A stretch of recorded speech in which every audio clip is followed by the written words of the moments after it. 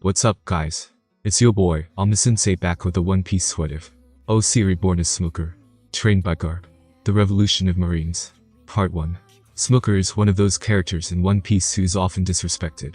Follow the MC as he trains to change the future of the canon Smoker and revolutionize the Marines, under the tutelage of the hero of the Marines, Monkey D. Garp. If you love my content, consider buying me coffee. Link in the description. Like the video, share, and subscribe. Remember to check out the author of this fantastic fanfic. Link in the description. With all that out of the way, let's get into it.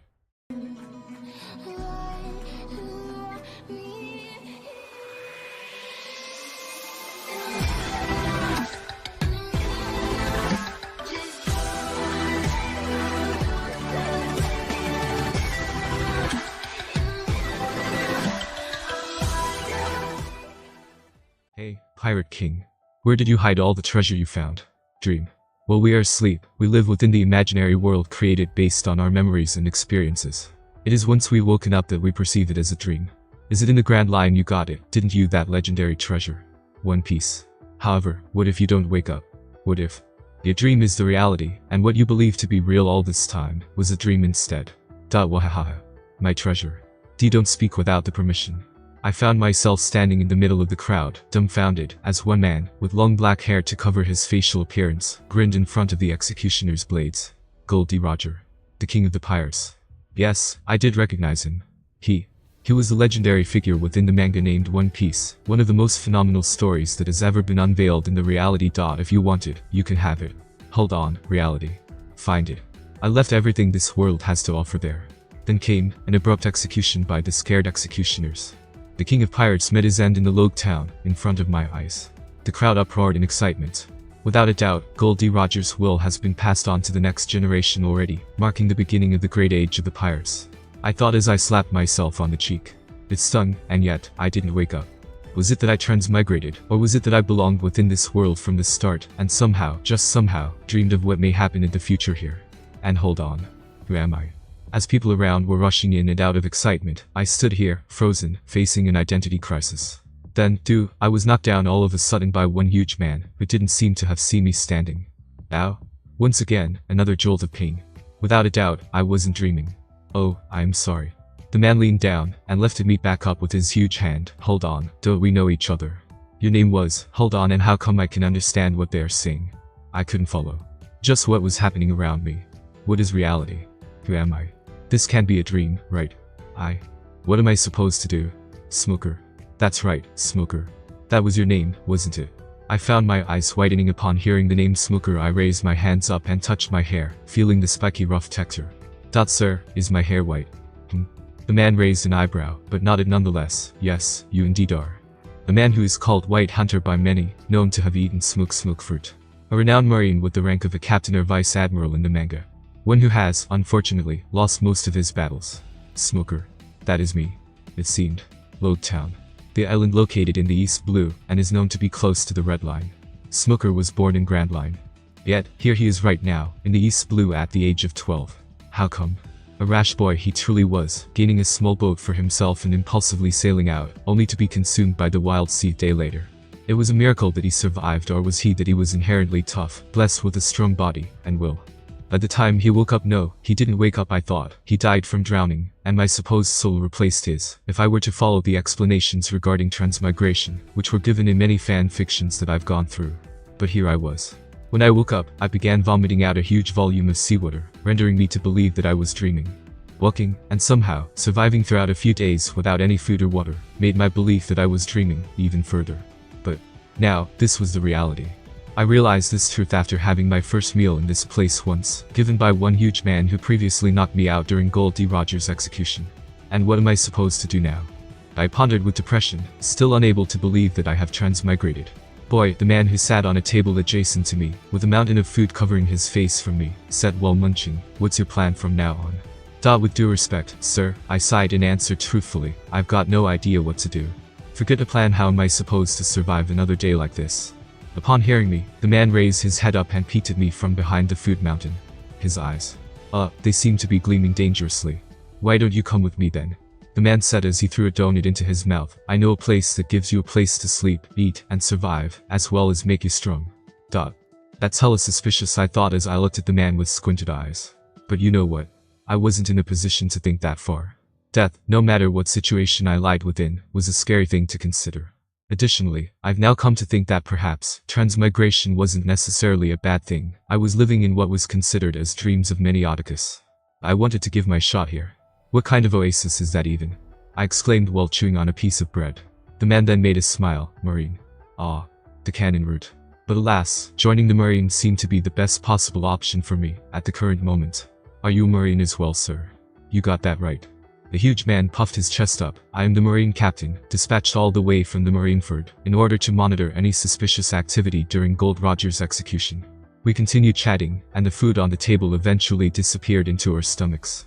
Satisfied, and feeling joy for the first time in this world, I slapped my fat stomach and grinned. Thanks for the meal, Captain. Huh? What do you mean? The Marine captain then made a frown. I thought you were paying. He then took in a deep breath, before shouting, Smoker. I froze as I looked at the man with disbelief, causing the man to burst out in laughter. Hahaha. I was joking, kiddo. Placing the bill down on the table, the Marine captain motioned at me. Come on, I'll get you enlisted. And from now on, call me Captain Merlin, you got that?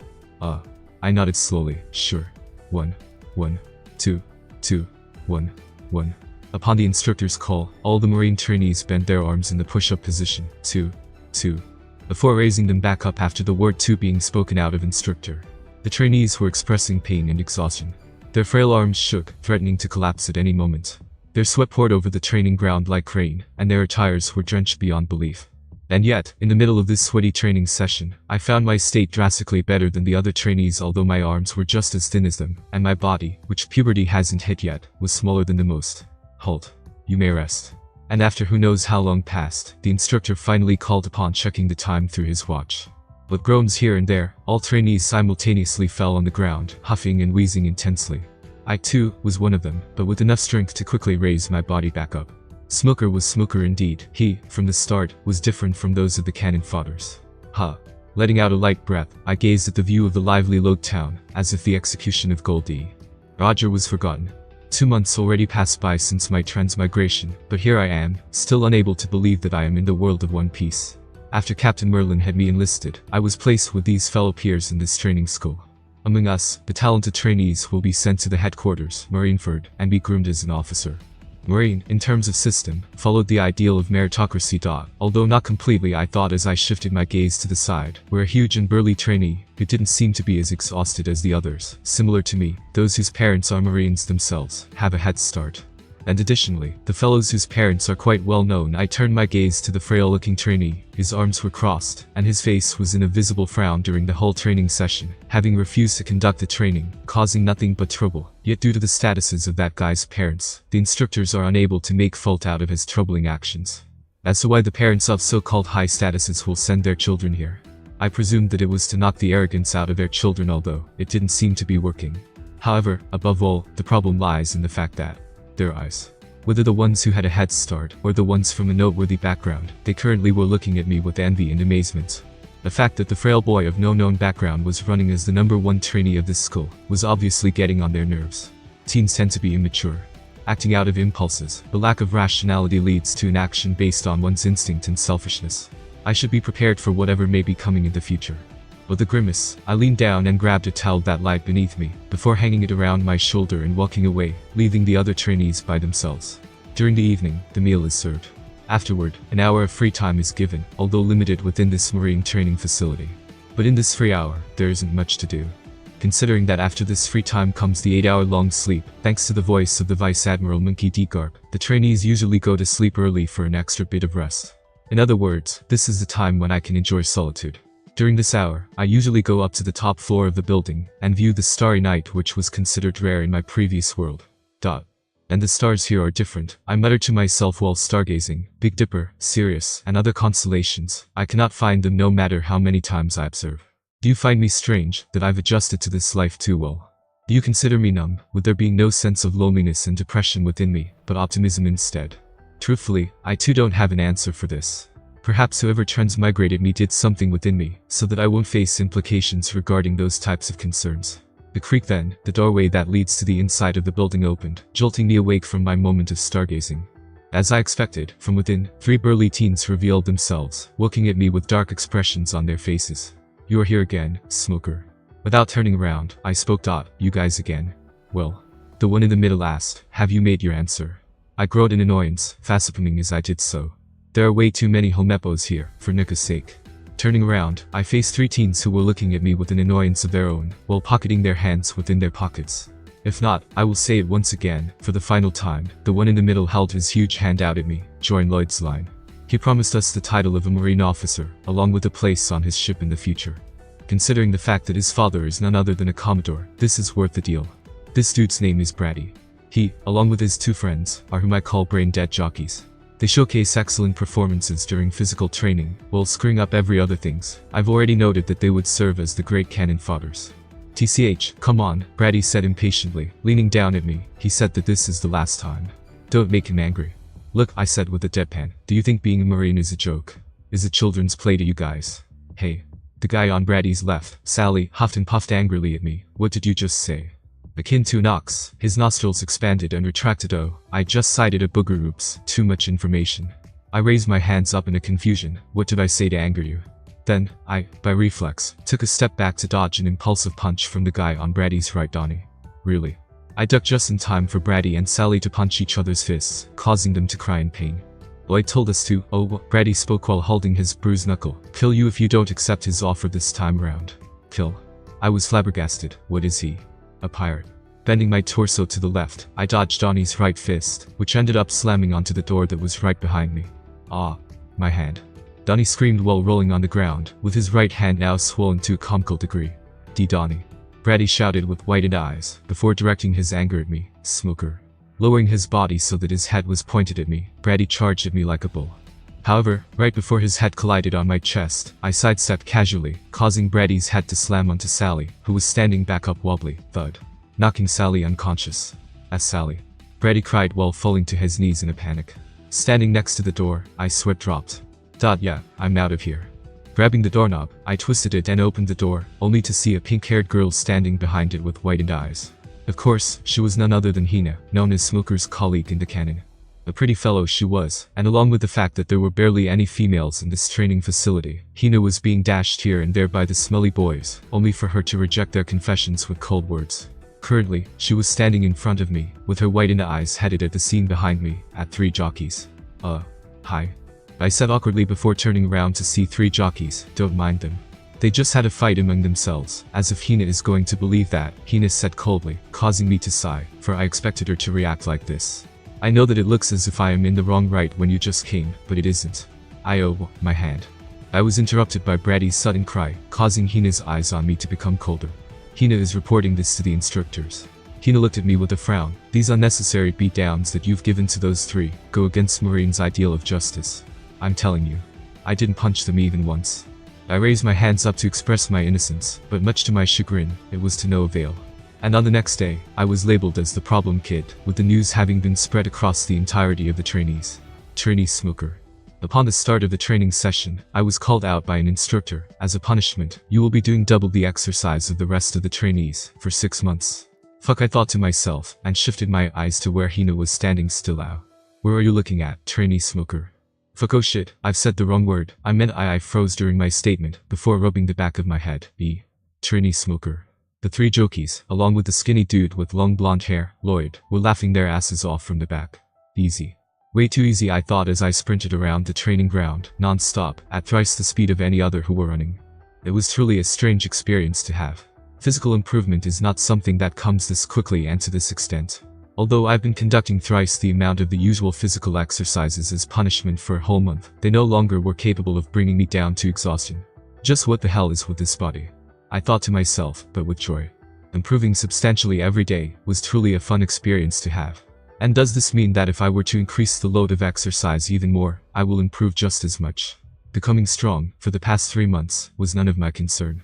I simply focused on getting every day through, especially after having my daily exercises thrice due to being wrongly accused. But now, the thought of becoming strong brought me to an excitement.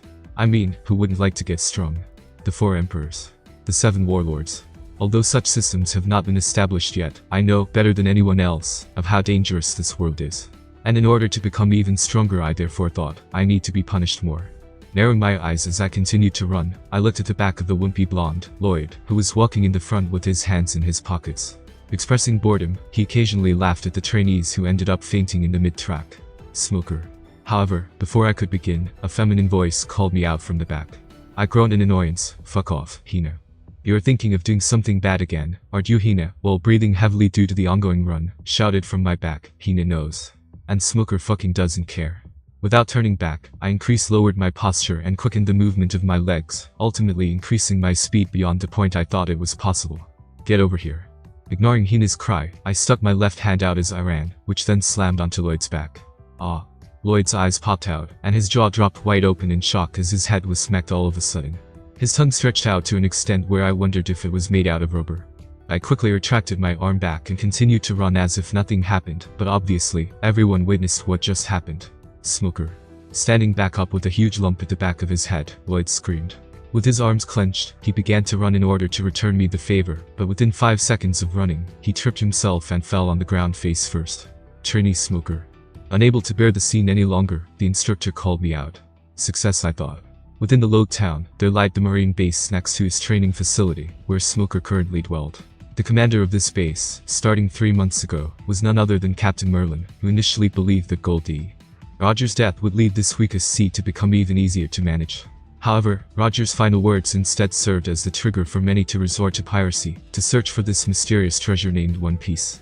Just this month alone, too many civilians in the log town have suffered at the hands of the invading pirates. Merlin massaged his temple to ease his headache, but to no avail. How can one man have such an impact? Is the idea of One Piece really that tempting? Sighing, Merlin slouched in his chair, tired of the endless work. Then, the door into this room was knocked from the outside, earning Merlin's attention. Enter. After Merlin's approval, the door slowly opened, revealing the marine instructor, who seemed quite troubled by his expression. Captain Merlin, the instructor, stood strictly and saluted before lowering his arm and waiting for an approval to speak. Motioning the hand to tell the instructor to relax, Merlin asked, "What is it?" The instructor sighed and talked. "I am here to nominate 2 students as the candidates to be sent to the headquarters. This soon." Merlin said with a genuine surprise. "And who may they be?" "Trainee Smoker and Hina, Captain." The instructor seemed to be troubled. One is causing too many troubles, and the other repress her peers far too much, asking for nothing but perfection out of them. "They're disrupting the environment here." Smoker. Merlin muttered with a disbelief. "Are you referring to yes, the boy whom you enlisted, Captain?" Hina, I am able to understand. She was considered one of the top seeds of this generation from the start, with her having her root in the Grand Line. However, Smoker. What about him is so troubling? Be more specific. The instructor revealed a couple of files from his hands, passing them to Merlin. Merlin looked at them carefully, and frowned in a further confusion. 3 boys with outstanding physical prowess among the marine trainees, lost. The given punishments have no effect, and the trainees simply adapted too fast.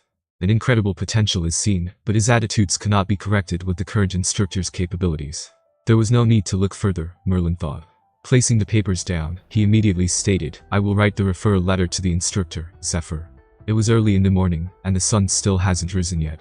I was sleeping soundly with a sleep mask on my eyes, before getting suddenly yanked out of my hard trainee bed. An enemy. I quickly alerted myself and sent a punch out at whoever lifted me up by the back of my shirt, which was effortlessly blocked by a huge hand. "Huh." Still half awake, I exclaimed upon sighting the silhouette of a huge man in front of me. "You really are aggressive," the huge man sighed. "Do you know what title you go by these days?" "The 47th Chows of Log Town."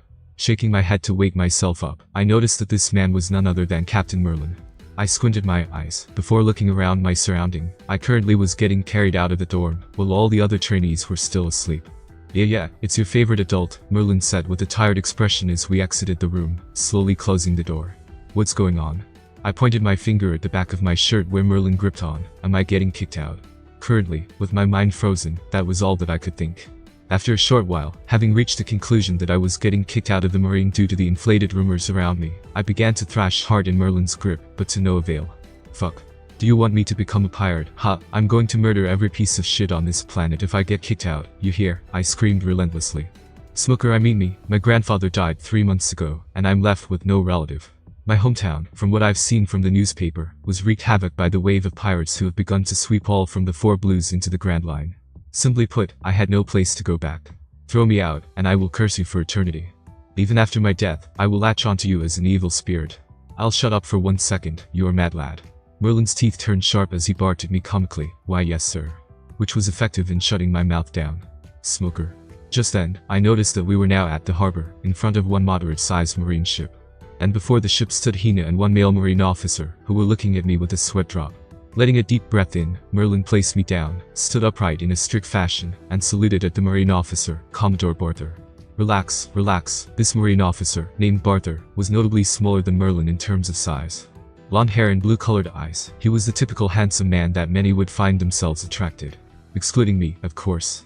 "So he's that smoker I've been hearing about in this town, eh?" Barther chuckled, before ruffling my hair casually. "I gotta say, you would have made a great comedian as well. And just by that statement, I've come to dislike him. Just." Merlin sighed as he looked at me. "Listen to your superior's orders, you got that?" "Captain," I couldn't help but speak in confusion, raising my arms up questioningly. "With due respect, what part of my attitude did you find rebellious in particular? I was always an obedient student, wasn't I?" "You are kidding me, right?" Hina muttered from the side, which I ignored. Without stopping, I then asked, "Besides, where are we going anyway?" "The headquarters of Marine, located in the Grand Line, which is known as the harshest sea of the world." Barther answered the question with his hands on his back and a smile. "Marineford. Marineford. The top seed selection for the entry into the Marine Officer Grooming Program." I tilted my head while crossing my arms, but only 3 months passed by, didn't it? "Normally, there will be a grand award ceremony at the end of the year for this, but," Merlin massaged his temple with a tired expression, "you two are too much for us to take care of." I raised my eyebrow. Is it a praise or an insult now? My words were then stopped by Hina, who walked up to me and slapped the back of my head. "Respect your superiors, smoker. Seriously, tone down your rebellious tendency for once. Oh yeah. Not everyone is an emotionless robot like you, Mr. POV. Lower your voice. Stand straight, and wait for an order from Commodore Barther, who will be in charge of us from now on until our arrival to Marineford." Haha, what a hypocrite. You tell me to lower my voice, yet your voice is so freaking high that I can hear Haruno Sakura in my ears. Haruno Sakura. Barther, who was watching the sudden feud between Hina and me with amusement, whispered at Merlin, "Who's that?" "Not sure." Merlin looked at Barther dryly, causing him to cough in embarrassment, before motioning at the marine soldiers who were on the deck. "Well, I suppose that we will get going now." Barther then jumped up at least 15 feet in my eyes, before landing on the deck of the tall ship. Noticing that the ship was now about to leave at any second, Hina and I stopped our verbal battle. "Captain Merlin." Regardless of how fast things were progressing, in the end, there was no doubt that Merlin has given me lots of help. I had nothing but gratitude for him, and therefore, expressed my thanks while waving my arms. "Thank you for all that you've done for me." Hina, on the other hand, saluted him in a strict manner, training Hina of the Logetown Marine Training Facility, heading out. Merlin, his expression softened, waved back at us. "Good luck, kids." Using the metal ladder that was attached to the side of the ship, Hina and I got aboard it. Without further ado, along with the loud sound of the horn, the ship began to sail out, away from the log town that I'd dwelled for 3 months after my transmigration.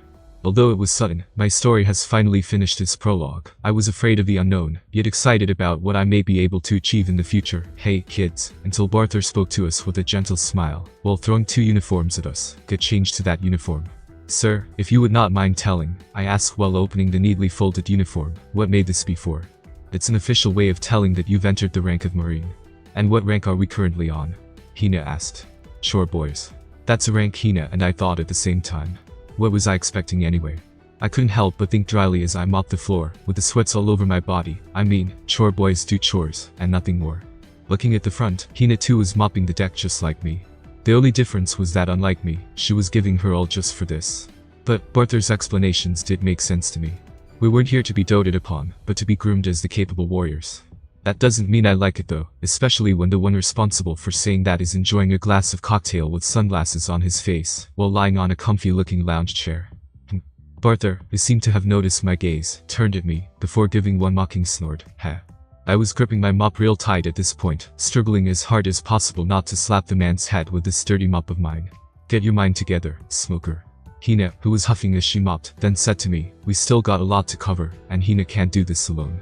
TCH, clicking my tongue as Barther turned back and began to chat with a woman in a bikini, someone whom I've got no idea where she came from. I turned back to reduce Hina's burden as much as possible. "Hey, did you hear?" Late at night, while eating a small portion of food hurriedly in a dining room of the ship, Hina and I perked up our ears upon hearing one marine soldier, who was whispering to his colleague adjacent to him. "That Commodore Barther. I heard that he used to be a male prostitute in the past." "What?" The second one shouted in a shock, but his mouth was instantly covered by the first one who spoke the information. After calming down, he whispered back, and he climbed up all the way here, from bottom to top. He's amazing indeed. No, that's not it. The first guy shook his head negatively. Rumor says that one of his regular customers was a marine officer. He or she. I think it was he. That's not what matters, alright. Hina and I looked at each other with our cheeks puffed up from the food, before focusing back on the conversation. One day, he somehow managed to make that marine officer customer of his to enlist him as the underling, and build his career. And along with the devil fruit that he got at one point, he managed to come where he is now. He skipped the entirety of the time it takes for a marine to become an officer, and became what he is now. Are you sure about that? The second marine retorted, it's always the Commodore Barther who gets us across the reverse mountain, with the devil fruit power of his own. The first guy nodded, exactly, the devil fruit. Without the devil fruit, how strong is he even? I mean, did you ever see him engaging on a hand-to-hand combat without any use of devil fruit power? True. Now that you talk about it, hey, you too. Then, the conversation between two marine soldiers were interrupted by another marine who seemed to have an authority over them. Quit mumbling among yourselves and finish quick. Hina and I jumped up upon the sudden shout, but sighed in relief upon realizing that we weren't the targets of such words. We are about to enter the reverse mountain now. There is no time to waste. The two marines immediately stood up and saluted. Sir, yes sir. With our eyes widened by the sudden news, Hina and I rushed our meals, but seriously. Why are there melons in every single meal? Along with such meaningless thoughts. Commodore Barther. Choreboy Smoker and Choreboy Hina reporting in. After the dinner, Hina and I stood in front of Barther. His eyes were headed at the huge red mountain that had the extreme water current flowing against the gravity. Ah, you two are here, I see. Relax, Barther, who made a flashy grin on top of his good-looking face, said while putting on his justice coat. It's your first time coming across the full magnificence of the reverse mountain, I assume. I nodded with a gulp. Yes, indeed. Although I saw the appearance of the reverse mountain in the anime, watching as its entirety was laid right in front of me, brought me nothing but an amazement. Not really, Hina, on the other hand, said stoically. I've been on my grandfather's ship a couple of times before. Arthur's grin briefly faltered upon Hina's honest statement, but immediately masking his growing dislike for her, he stated while puffing his chest up and looking at me, anyway, we're about to cross this mountain now. Don't be surprised of what's going to happen a moment later. Biba Commodore, one nearby marine officer voiced his opinion worriedly. It's quite harsh out here. Shouldn't we have the kids inside the ship? No, let them watch. Barther dismissed the suggestion with a snort. When I was at their age, I was already free diving from 5,000 feet above, just for fun. Kids nowadays are too timid, and that needs to change. The loud noises of the waves crashing on the rocky mountain entered my ears.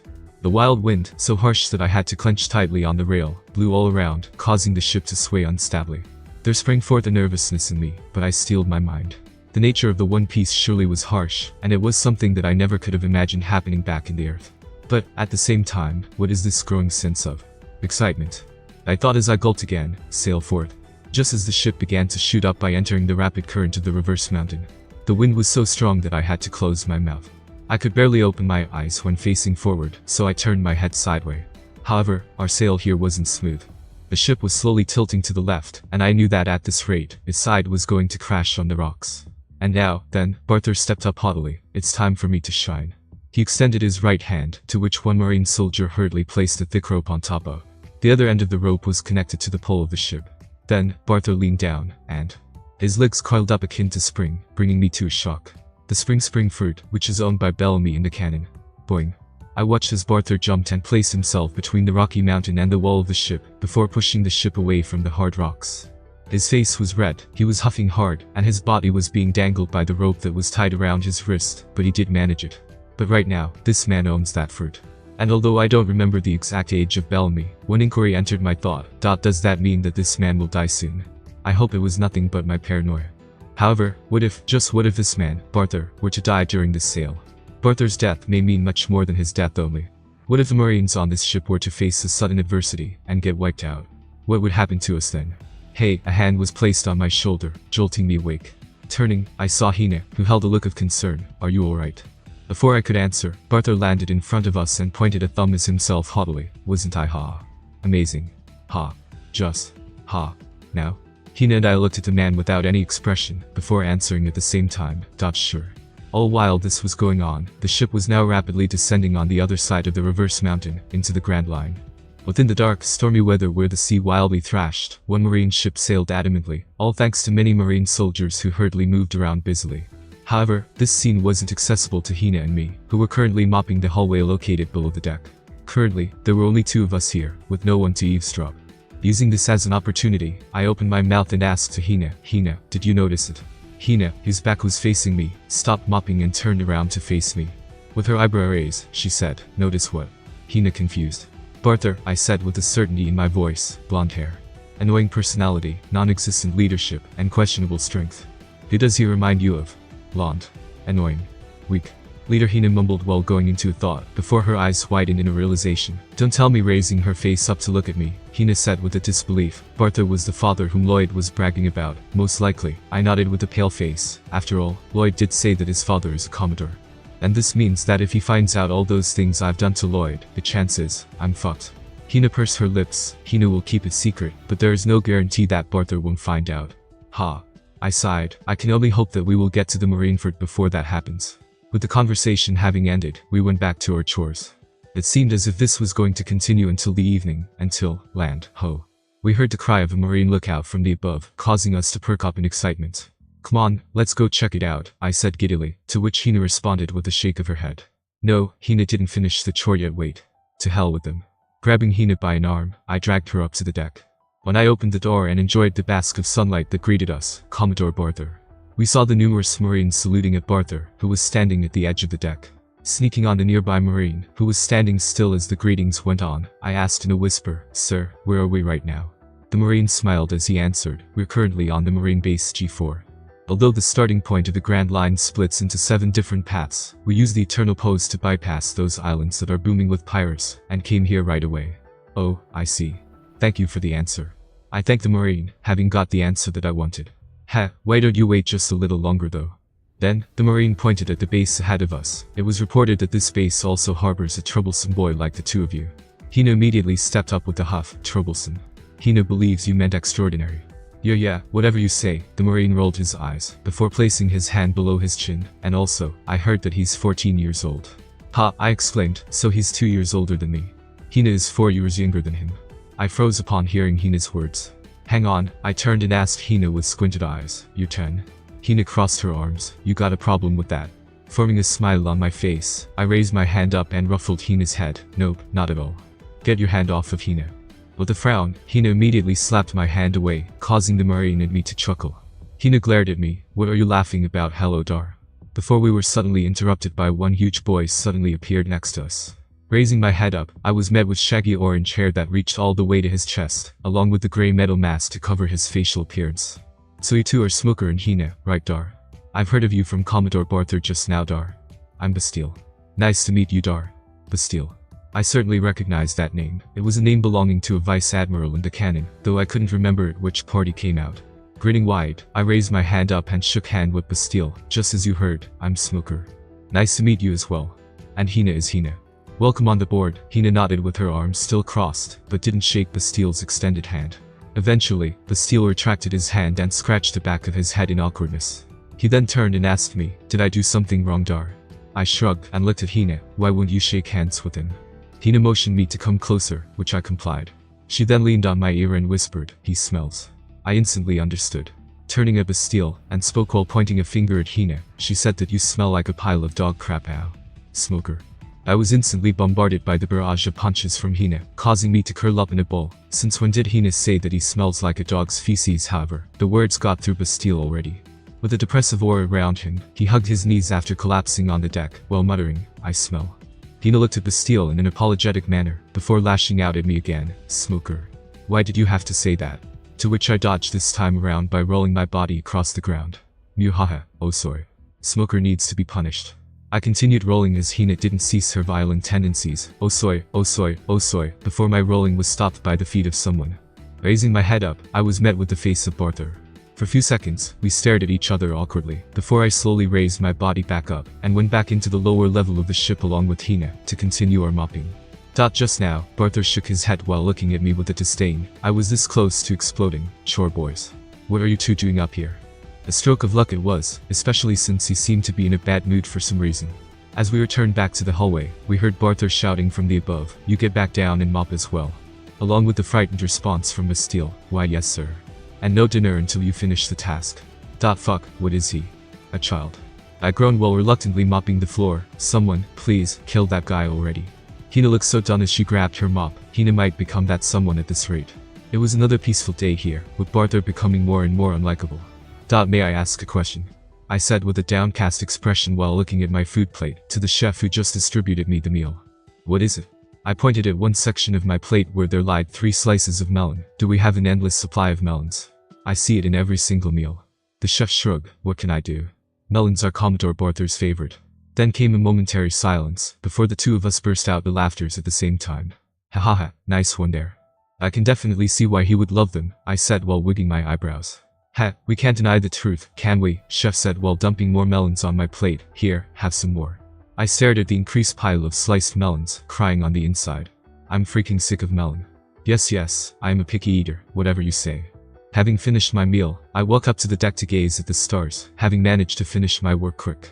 This world lacked entertainment, I had to admit. No games, and no games. Oh, and no Wi-Fi too. My hands were itching hard to play those juicy games, which technically didn't exist here. It was one of the downfalls this world had. But the lack of them also made me healthy. Looking at the stars, and peacefully reflecting upon my days, surely did help to calm myself down and prepare myself for the next day. I believed that this night was going to be the same as any other, until I saw Hina with 3 adults, who were smoking cheap cigarettes on one side of the deck. Sir, if you mind not telling, why do you smoke?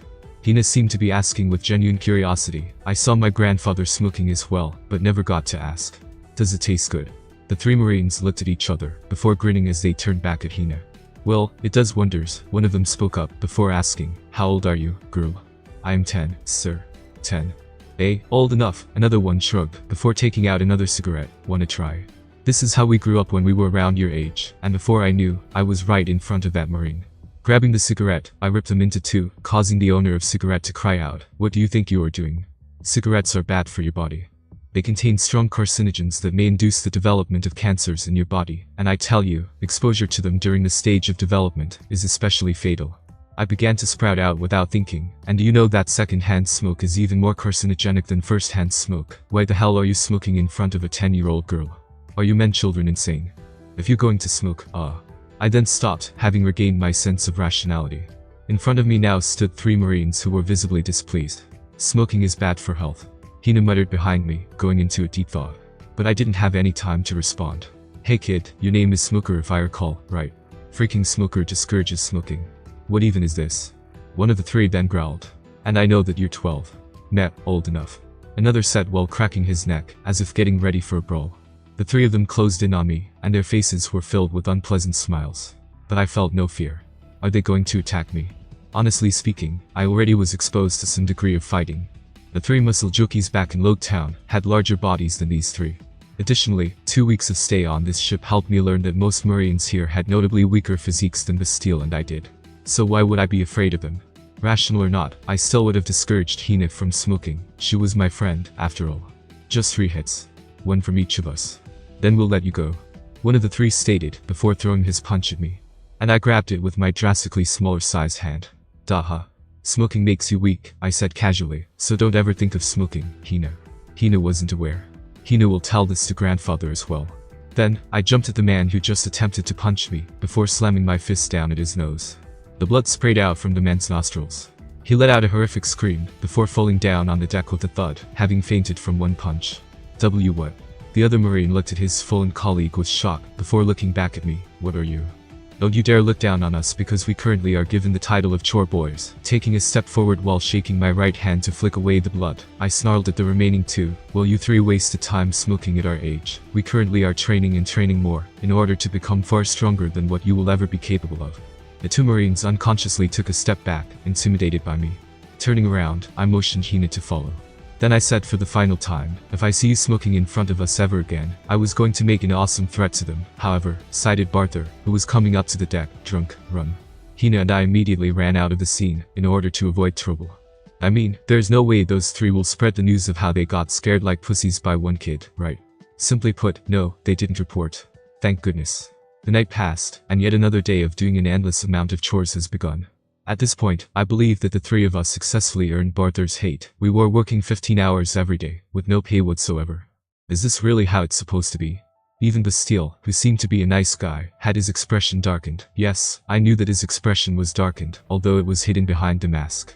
How? Don't ask. Maybe he found out, Hina said while using the broom to get the specks of dust off the corners. Found what? Bastille asked. That I obliterated his son to a bloody pulp. Sighing, I answer honestly. I mean, I practically used him as a punching bag for the final month. You really were a problem, kid. Ha, smoker, Bastille commented, to which I simply shrugged. But, raising my head up to see the blue sky outside through the small window, I didn't find my current life all so bad. Although the sail in the Grand Line is harsh, with many experienced Marines on board, we were progressing smoothly. Along with my colleagues, whom I have gotten close to, I believe that I finally managed to adjust my mindset to correlate with the logic of this world. Barthor was unlikable. I mean, all he did every day was play with some young women. But hey, it wasn't like I was going to see him much once I arrived at the marineford, right? There was no need to be so angry about it, and simply endure these chores for some more time. And just like that, I became lax. My sense of alertness, all thoughts that I had prior to the entry into the reverse mountain, of how Barthor's upcoming death may be connected with this ship's fate, were forgotten. Adapting to the 15 hours of chores on a daily basis, adapting to this environment filled with the weak ones, working extensively without any thought in my mind, and de-stressing by making meaningless conversations with Hina and Bastille. Before I knew, I'd become dull. And perhaps, this was the reason why we became so susceptible to enemies. Pirates sighted. All Marines, get ready to engage. The sudden attack by the pirates. Upon hearing the urgent shout, all Marines began to move rapidly left and right, arming themselves for the upcoming attack. When the three of us ran up to the deck, we were granted the sight of a pirate ship with a size much greater than ours. At the edge of the deck, Barthor stood with his arms crossed. Commodore Barthor. The identified enemies are the recently reported mammoth pirates. The one standing in the middle, the Marine captain with glasses, who stood on Barthor's right, gulped as he sighted the incredibly obese man on the pirate ship. That's Mammoth the Fatso wanted with the bounty of 20 million Bili. Do not worry, Barthor said with a serious face, as he kept his posture confident, and bring me the speaker. Immediately gripping the megaphone brought by one quick Marine, Barthor placed it in front of his mouth and spoke at the approaching pirates. You filthy scums of the sea, I will say it just once. With an intimidating expression on his face, Barthor said in a low tone, surrender immediately, or there will only be deaths. However, it seemed to have no effects on the pirates, who simply laughed savagely with their weapons high up in the air. But of course, if this was enough to persuade you, you wouldn't have become the pirates in the first place. Barthor therefore ordered, all Marines, fire halt. Before shouting in an urgent manner as the pirates all moved away from the center of their ship, revealing numerous civilian hostages, all bruised and injured. Shit, from the back, I muttered while standing next to Hina and Bastille, knowing that the situation has taken a turn for the worse. I can't see properly. What's going on, smoker? Bastille asked me. Take off your mask and see for yourself, tall guy, I responded with my eyes locked on the front. Boom. Now, with the Marines unable to do anything but keep their rifles fully loaded and aimed at the pirate ship directly collided its hull with our ship. With the hostages tied around the pole of the pirate ship, the leader of the pirates, the obese man known as Mammoth the Fatso, slowly walked up to us, with a dark grin on his face. Greetings to you, my friends. Mammoth opened his arms wide, as he spoke in front of countless guns, unfazed by them. If you don't know, I am Mammoth from the West Blue. It's been quite a while since I've got to come across you Marine folks, and I got to say, I am full of delight at the current moment. Barthor stepped up and faced Mammoth directly. Shut your mouth, coward. Upon sighting Barthor's confidence, Hina whispered to me, is a fight going to happen? It's inevitable at the current rate, I replied, calming myself down as much as possible. Running away after sighting hostages is considered something that a Marine should never do. If I am not wrong, Barthor values his reputation above all. He knows very well of what consequences await him. If he were to fall back here, I gazed at Barthor seriously, and I believe that he indeed does possess some confidence in himself as well. Is it because of his devil fruit ability? Pointing at the hostages, Barthor demanded, let them go. Now. Mammoth placed his hand below his chin jokingly, how about no? Then you die. As the atmosphere was becoming more and more intense, with Barthor and Mammoth looking at each other, the Marine soldiers kept their orderly positions. On the other hand, the pirates cheered wildly, chugged down their rums, and occasionally placed their weapons against the hostages, as if reminding us of what will happen if we were to begin our attack. But hey, then, Mammoth said all of a sudden, we don't really have to fight, you know. Then, he pointed his finger all the way back to Hina. I'm willing to make an exchange. In return for the lives of all these people, give me that little girl. What the freaking hell? I immediately stepped in front of Hina and growled, unable to conceal my rage. I mean, think about it.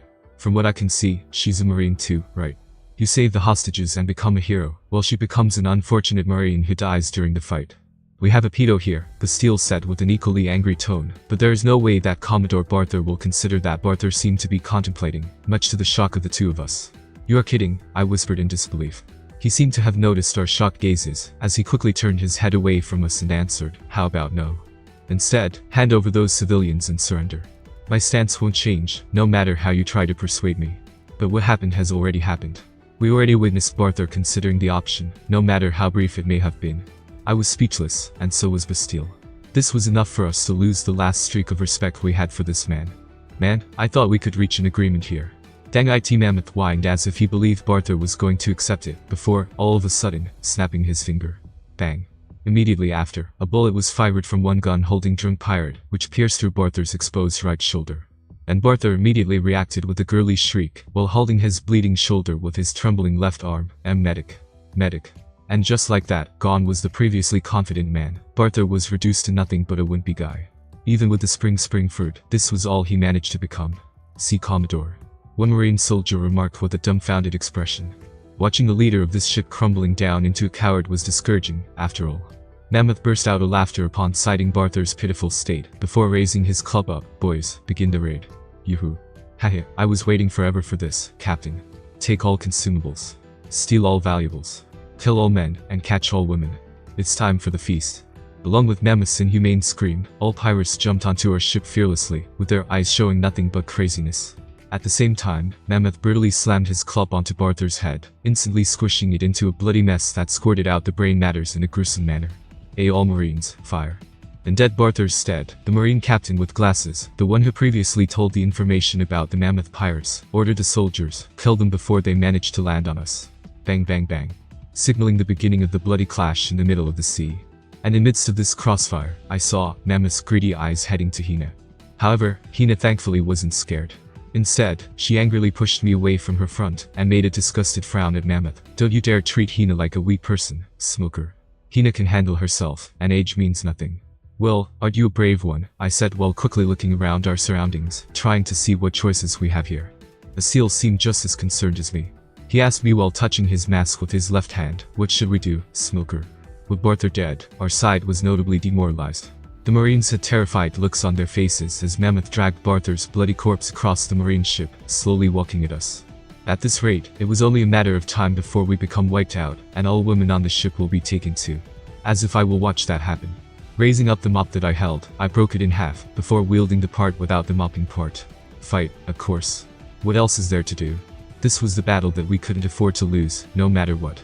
If we want to live here, jumping up in the air to face one pirate, who was dropping on top of us, I slammed the sharp end of the broken stick into that pirate's heart, before kicking the man away from me, while snatching the cutlass in his hands.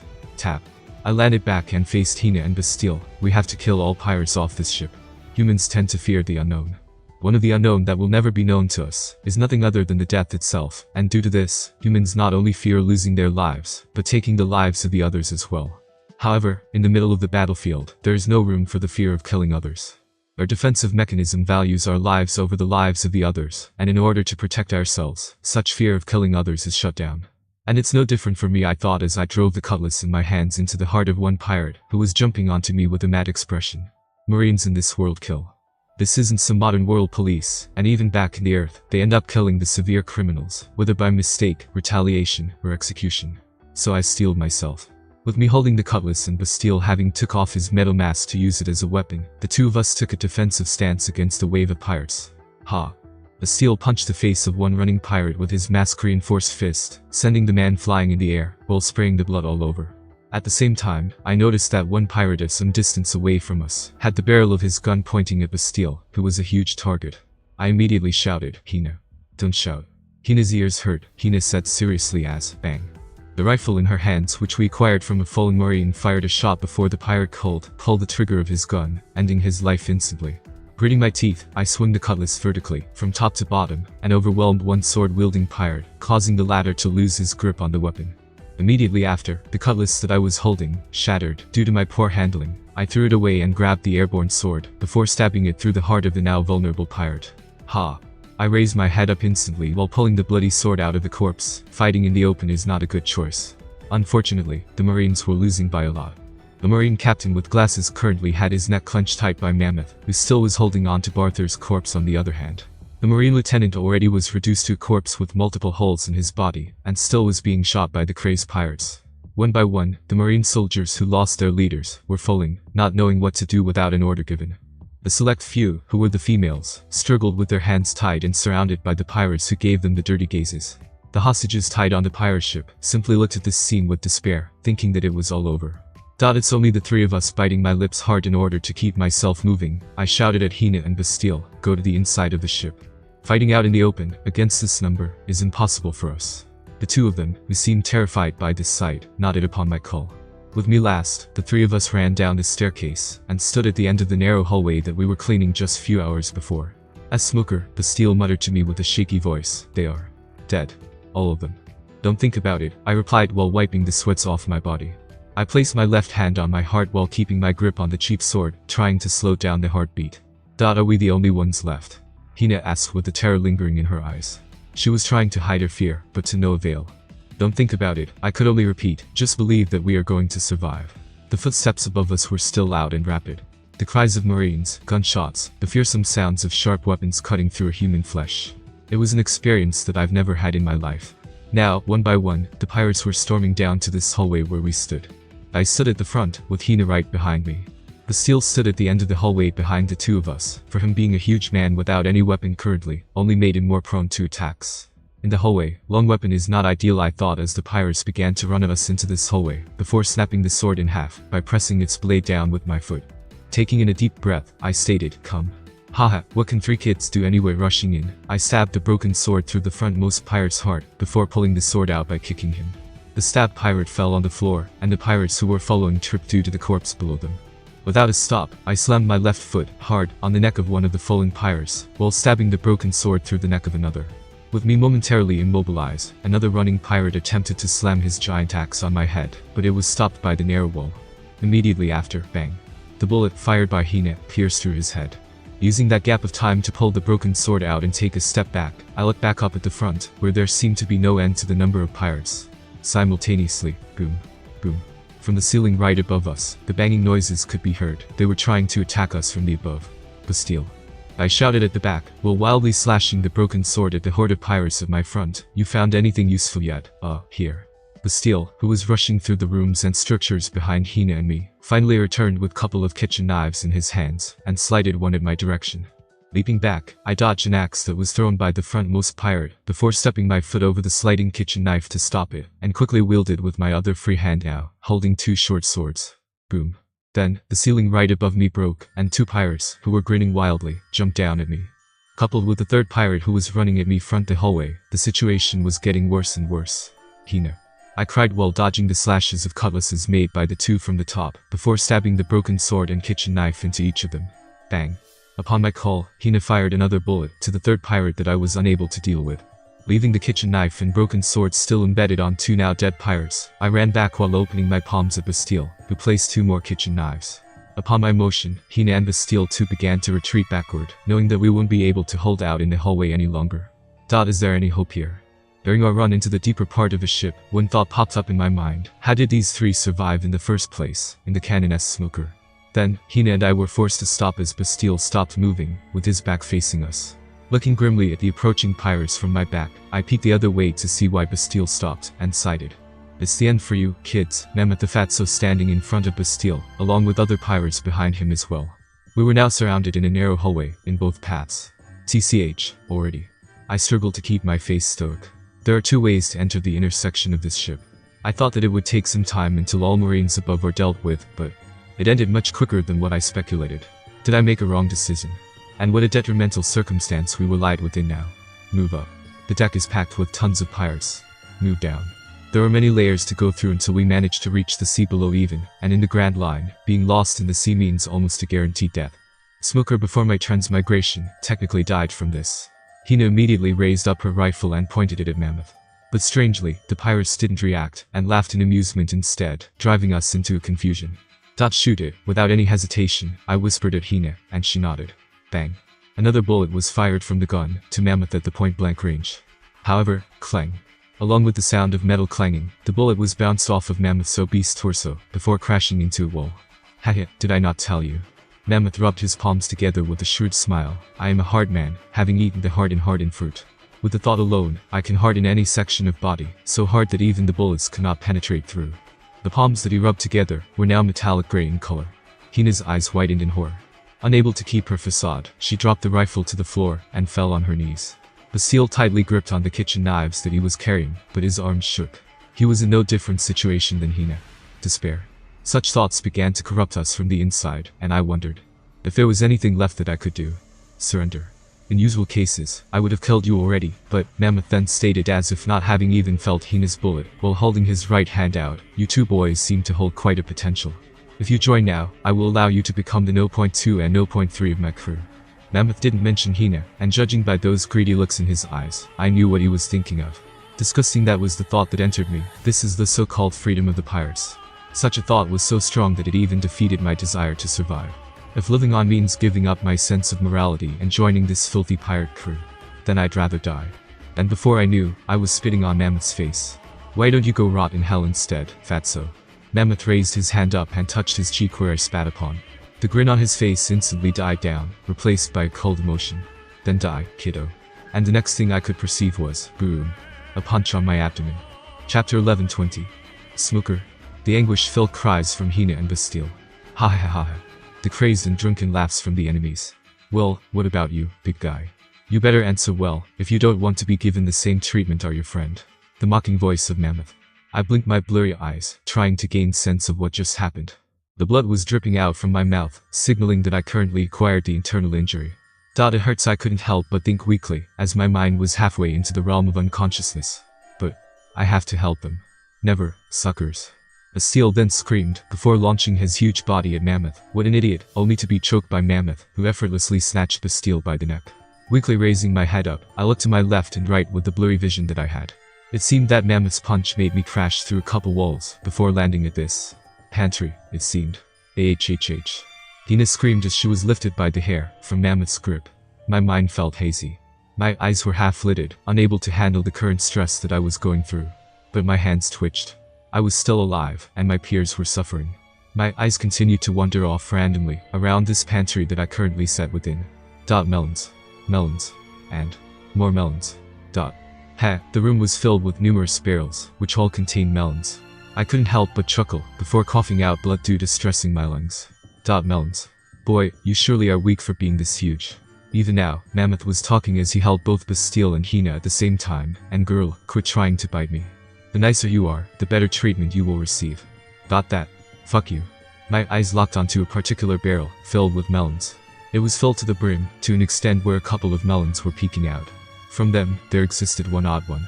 Strange patterns. Ugly to an extent where the sight alone makes me want to puke. And before I knew, I was moving. I was crawling my way to where that bear lied, using all strengths that I got. This is it. I instinctively knew that this was our only way out. The reason why Smoker, Hina, and Bastille still were alive in the cannon, this had to be the way. Geez, girl, I'm telling you. Biting won't do anything to me. I already told you, didn't I? I am a hard man, AHH. Hina let out a scream, but I didn't look. Placing my focus solely on the odd fruit within one barrel, I crawled and crawled. Time mattered. Hahaha, I told you before. Captain doesn't know how to handle a girl.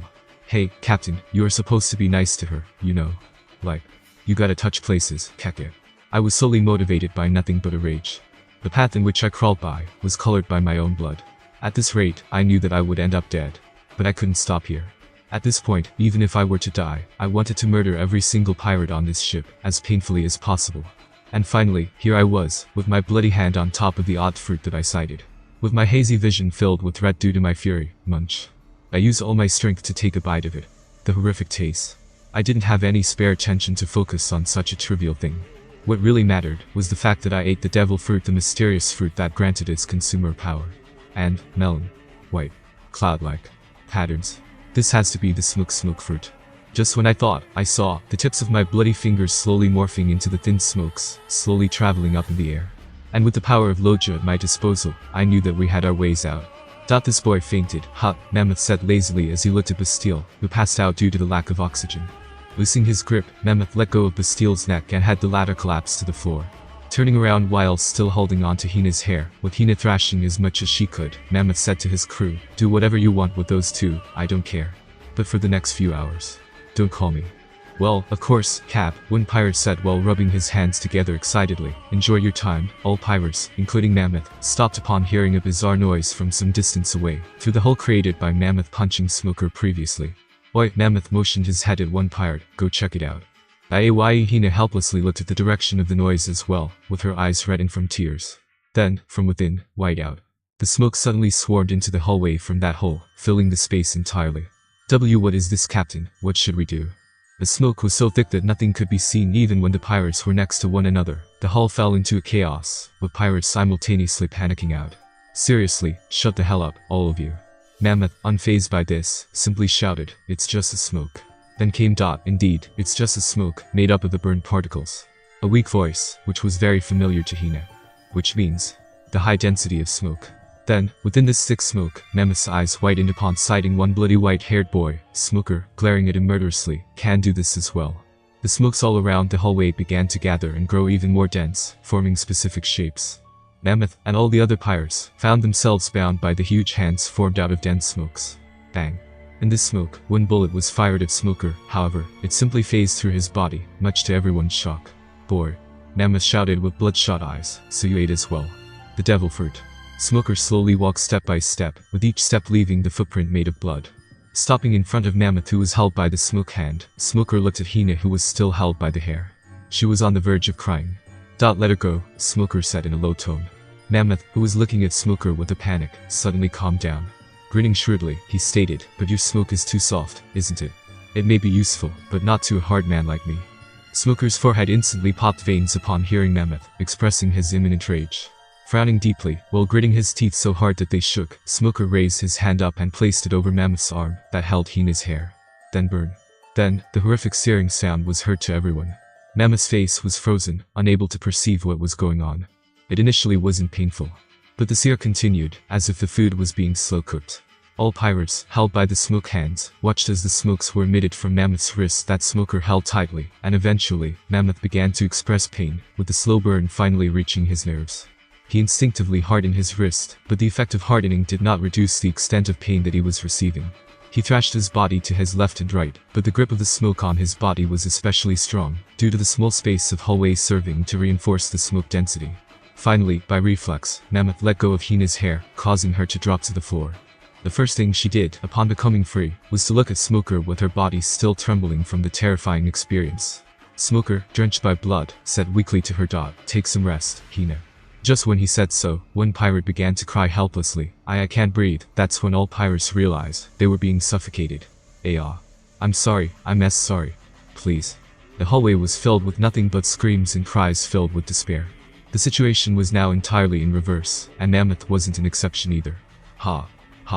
Mammoth's breathing quickened, with the air becoming scarce. Smoker intentionally pushed all the air to the space where Hina and Bastille lied, in order to give painful deaths by suffocation to all these bound pirates. Mammoth hardened his entire body, but it did nothing to help him in the situation. The strength of hardened fruit was to make him resistant to weapons, and amplified the damage to his own attacks. By rendering his body hard, his basal strength was still the same, and it wasn't enough to escape from Smoker's smokes. There was nothing but silence.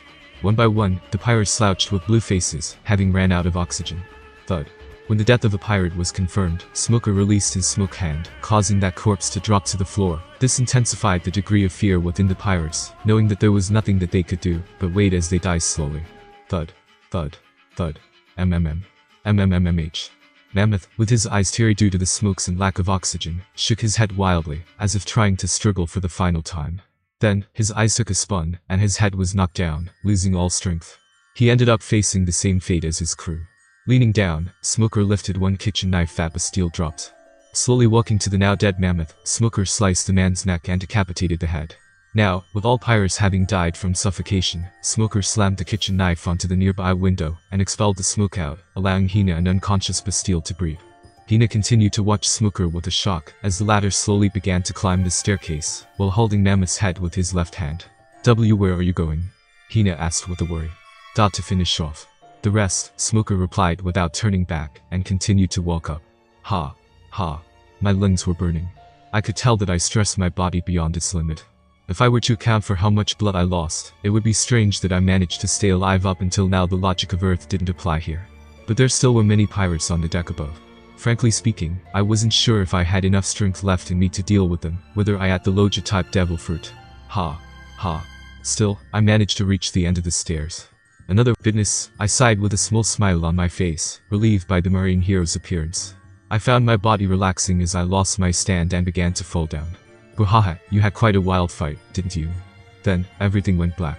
Garp, who was grinning as Smoker finally relaxed and lost consciousness, quickly grabbed the boy before he ended up falling down the stairs. Then, his grin faded away, replaced by a grimace. Who's in charge here, for the marine platoon of this size to be obliterated by the pirate crew, led by a mere 20 million?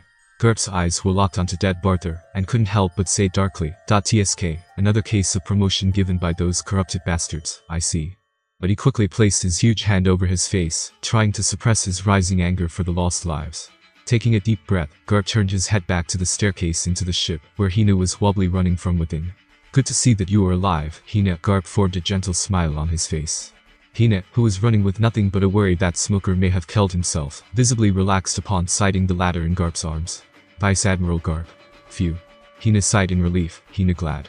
"Consider yourselves lucky." Garp, while placing Smoker on his left shoulder, took out a letter from his sleeve. "I've come to deliver you a letter, and not by chance. If not for this, I wouldn't have come all the way here." Hina expressed her confusion. Why would Vice Admiral Garp personally deliver a letter? Well, ha. Garp scratched the back of his head, with his eyes appealing sadness. "It's only right that I, as a friend, do this personally." It was his last wish, after all. As Hina took the letter from Garp's hand, Garp stated, "Your grandfather passed away, Hina." Hina froze on the spot, unable to believe what she just heard. How much time did it pass by?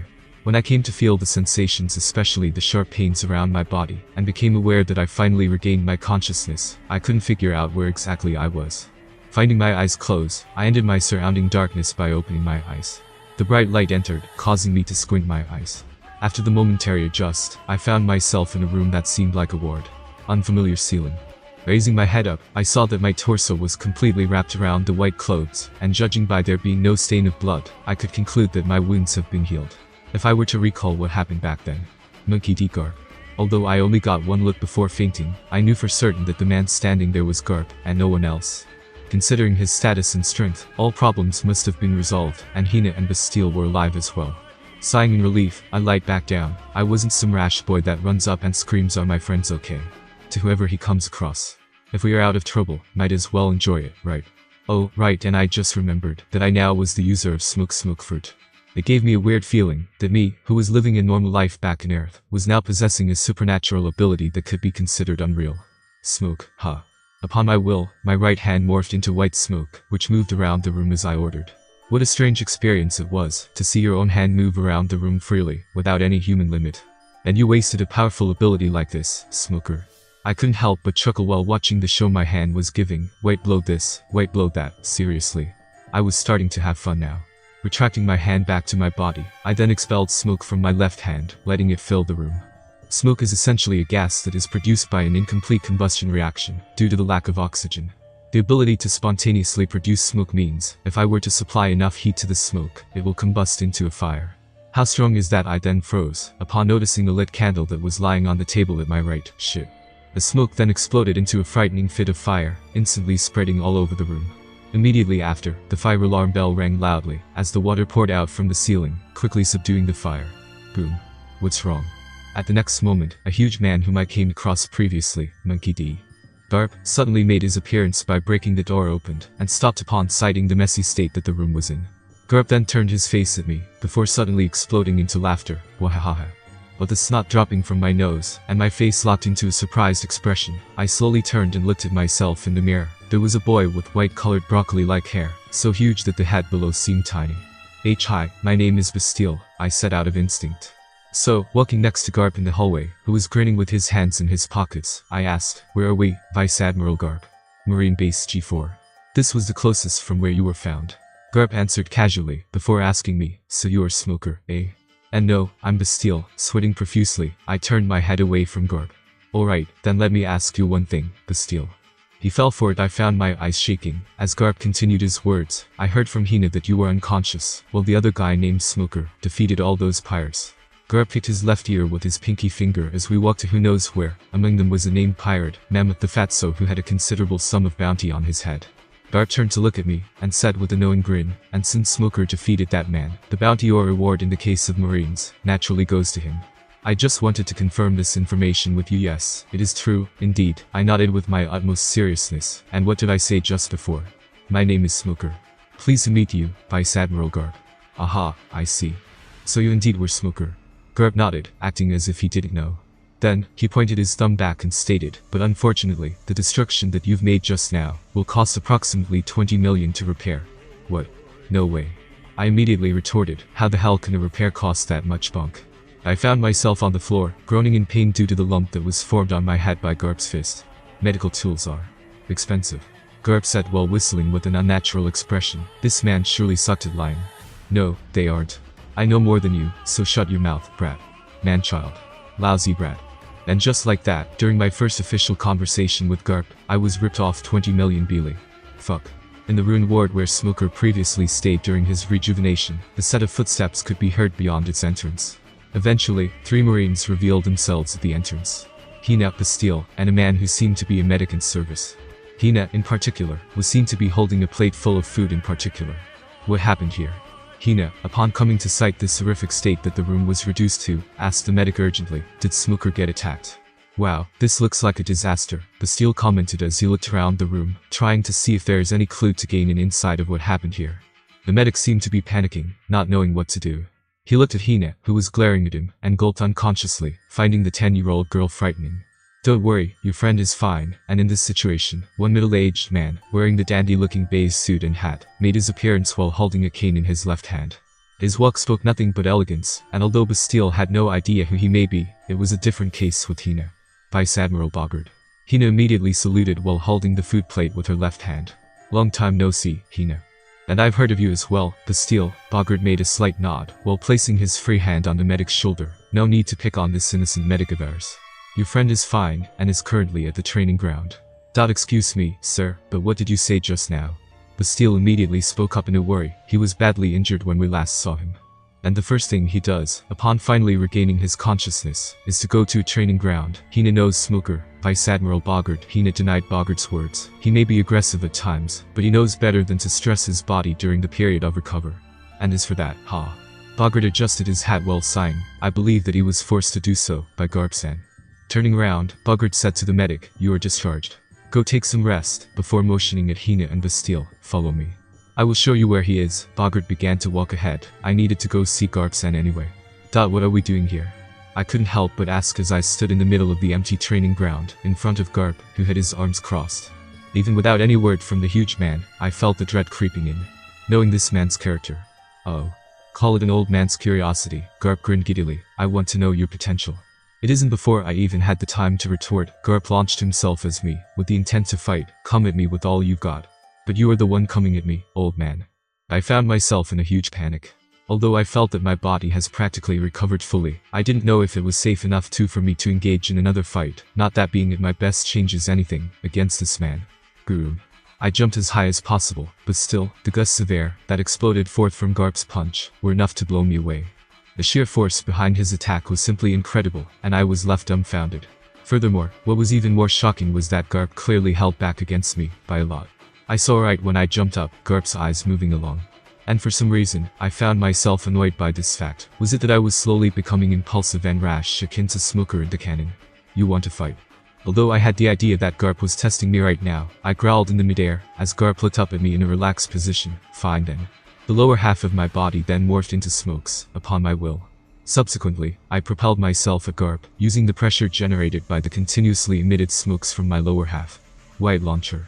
Garp watched my propulsion at him from the sky, without even taking a punching stance. Closing into the man, my arms exploded into a huge mass of smokes, which instantly shrouded both Garp and me at the same time. Wait, however, before I could do anything, Garp suddenly barked at me, quit using your fruit ability. That's not what I want to see. And just when he said that, I found my face being punched by Garp's huge fist. Boom. My body was instantly knocked down to the ground, and a single punch was enough to show me the stars that circled around my head. Fuck. I totally forgot about hockey, ugh. Listen.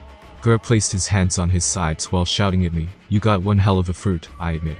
However, over-reliance on such an ability will do nothing but hinder your growth. They were simple, yet face-slapping words.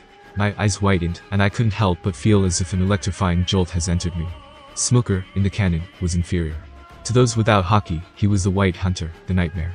However, to those with hockey, he was nothing but a cannon fodder number 2. Is number 1, you asked? Tashigi, of course, back to the topic. Garp was right. If I wanted to become strong, I needed to restrict the use of my devil fruit. Honing the basics, especially my physical prowess, came first and foremost. Taking in a deep breath, I wiped the blood off of my nose and stood back up, glaring at Garp once again.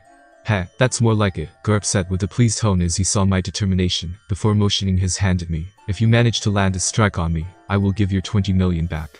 What do you say?" I roared like a wild animal as I ran toward Garp, having lost all my sense. Using my momentum, I pushed my fist out to Garp's nose, intending to punch him. Tap. "Much better," Garp stated as he stopped my punch with his pinky finger. And I saw beforehand him using that exact pinky finger to pick on his ear and nose.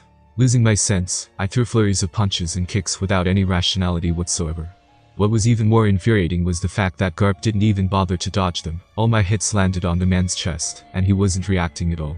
Ah. Garp instead sighed with his eyes closed. "Nice massage there, Brad." Huff. Huff. Eventually, I ran out of energy. Feeling that my head was spinning, I fell on the ground while breathing heavily. Garp stood in front of me, with his eyes gleaming in wonders. Wahaha.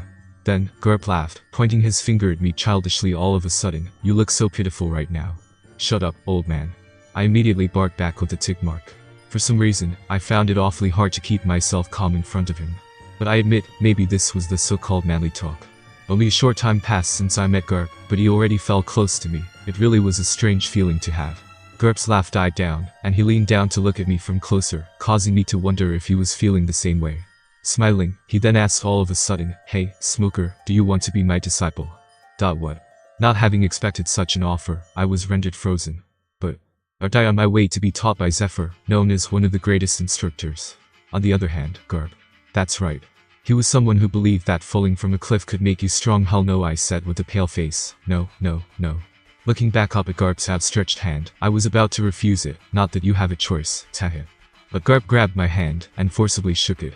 I immediately turned my hand into a smoke to escape from his hand, but he casually grabbed onto my smoke-turned hand using hockey, and continued to shake it. "Don't worry, Smoker," Garp grinned as he finally let my hand go. "I will make you the strongest marine to ever have existed." Oh, shit. Then, from my side, a voice was heard. Garp and I both turned to the source of the sound, and found the middle-aged man, wearing a beige coat and hat, covering his mouth due to his slip. Hina and Bastille too were standing on the side, and they were looking at that man with dumbfounded expressions. I apologize for my slip." Lowering his hat, the man stated in a monotone. They resumed their walk at the two of us. Garp stood up with the grin still intact on his face and awaited them. "You quick as always, Boggart." Garp greeted the beige man with a friendly manner. Of course, Boggart leaned his head slightly downward, maintaining his stoic expression. "Hey Smoker, you alright?" Meanwhile, Bastille waved at me as him and Hina came in front of me. Grabbing the hand that Bastille reached out for me, I stood back up. Sighing, I said while looking at the two of them, "Hey guys. I think I'm fucked." Although my day in G4 began in quite a mess, upon Garp leaving with Boggart to discuss whatever important matter it may be, the experience has quickly become enjoyable. The delectable dishes produced by finest chefs, along with the opportunity to look around this large facility with Bastille as the tour guide, who knew the ins and outs of this place. With my two closest colleagues, I got to take a nice rest for the day, free from the tiring duties of a chore boy. And now, we stood at the top of the building, watching as the sun set by. Starting from tomorrow, we will be heading out of here to the Marineford, tagging along with Garp and Boggart. A funeral will be held Hina, and Bastille told me the one for none other than Hina's only remaining family. Her grandfather. "What was your grandfather like?" Leaning onto the rail and gazing at the setting sun, I asked. "He was loud, brash, and had a childish tendency. Many Marines feared him, and called him the Red Devil who knows no mercy." Hina chuckled, as her eyes were filled with melancholy, but to Hina, he was the best grandfather that I could ask for. I see. And as a simplistic man that he was. He envisioned. Hina raised her hand up and reached up to the sky, the lawful justice. He believed in the good trait of humanity, that whoever is evil can be fixed by being locked behind bars. Hina turned to me and smiled. "It's pretty dumb, isn't it?" "Not necessarily," I suggested. "If I were to be in prison for the rest of my life, I'd rather appeal to the authority as having changed and hope for getting an early release. "I don't think that's possible, Smoker Dar," Bastille cut off my words. Frankly, I too agreed with his words. Yawning as the sun was now almost set, I asked the two of them, "What about you two then?" The two of them looked at me. What goal? What ideal? Out of curiosity, I asked, what's the reason you joined the Marine? Oh, that, Bastille pumped his fist up high with enthusiasm. I still remember that very day, Dar, when I first came across the story of Sor, Warrior of the Sea. The cool transformation with a seagull, beating down all those bad Germa 66 villains. I immediately knew that Sor was who I had to become. Dar. Sor. I faintly remembered that it was a comic strip published in the World Economic newspaper. Considering that Sanji and Law to read this comic in the canon, it surely was kept alive for a very long time. So you want a robot seagull as your partner? Hina rolled her eyes, to which Bastille immediately reacted with his eyes sparkling from beyond the metal masks. You read it too, Dar?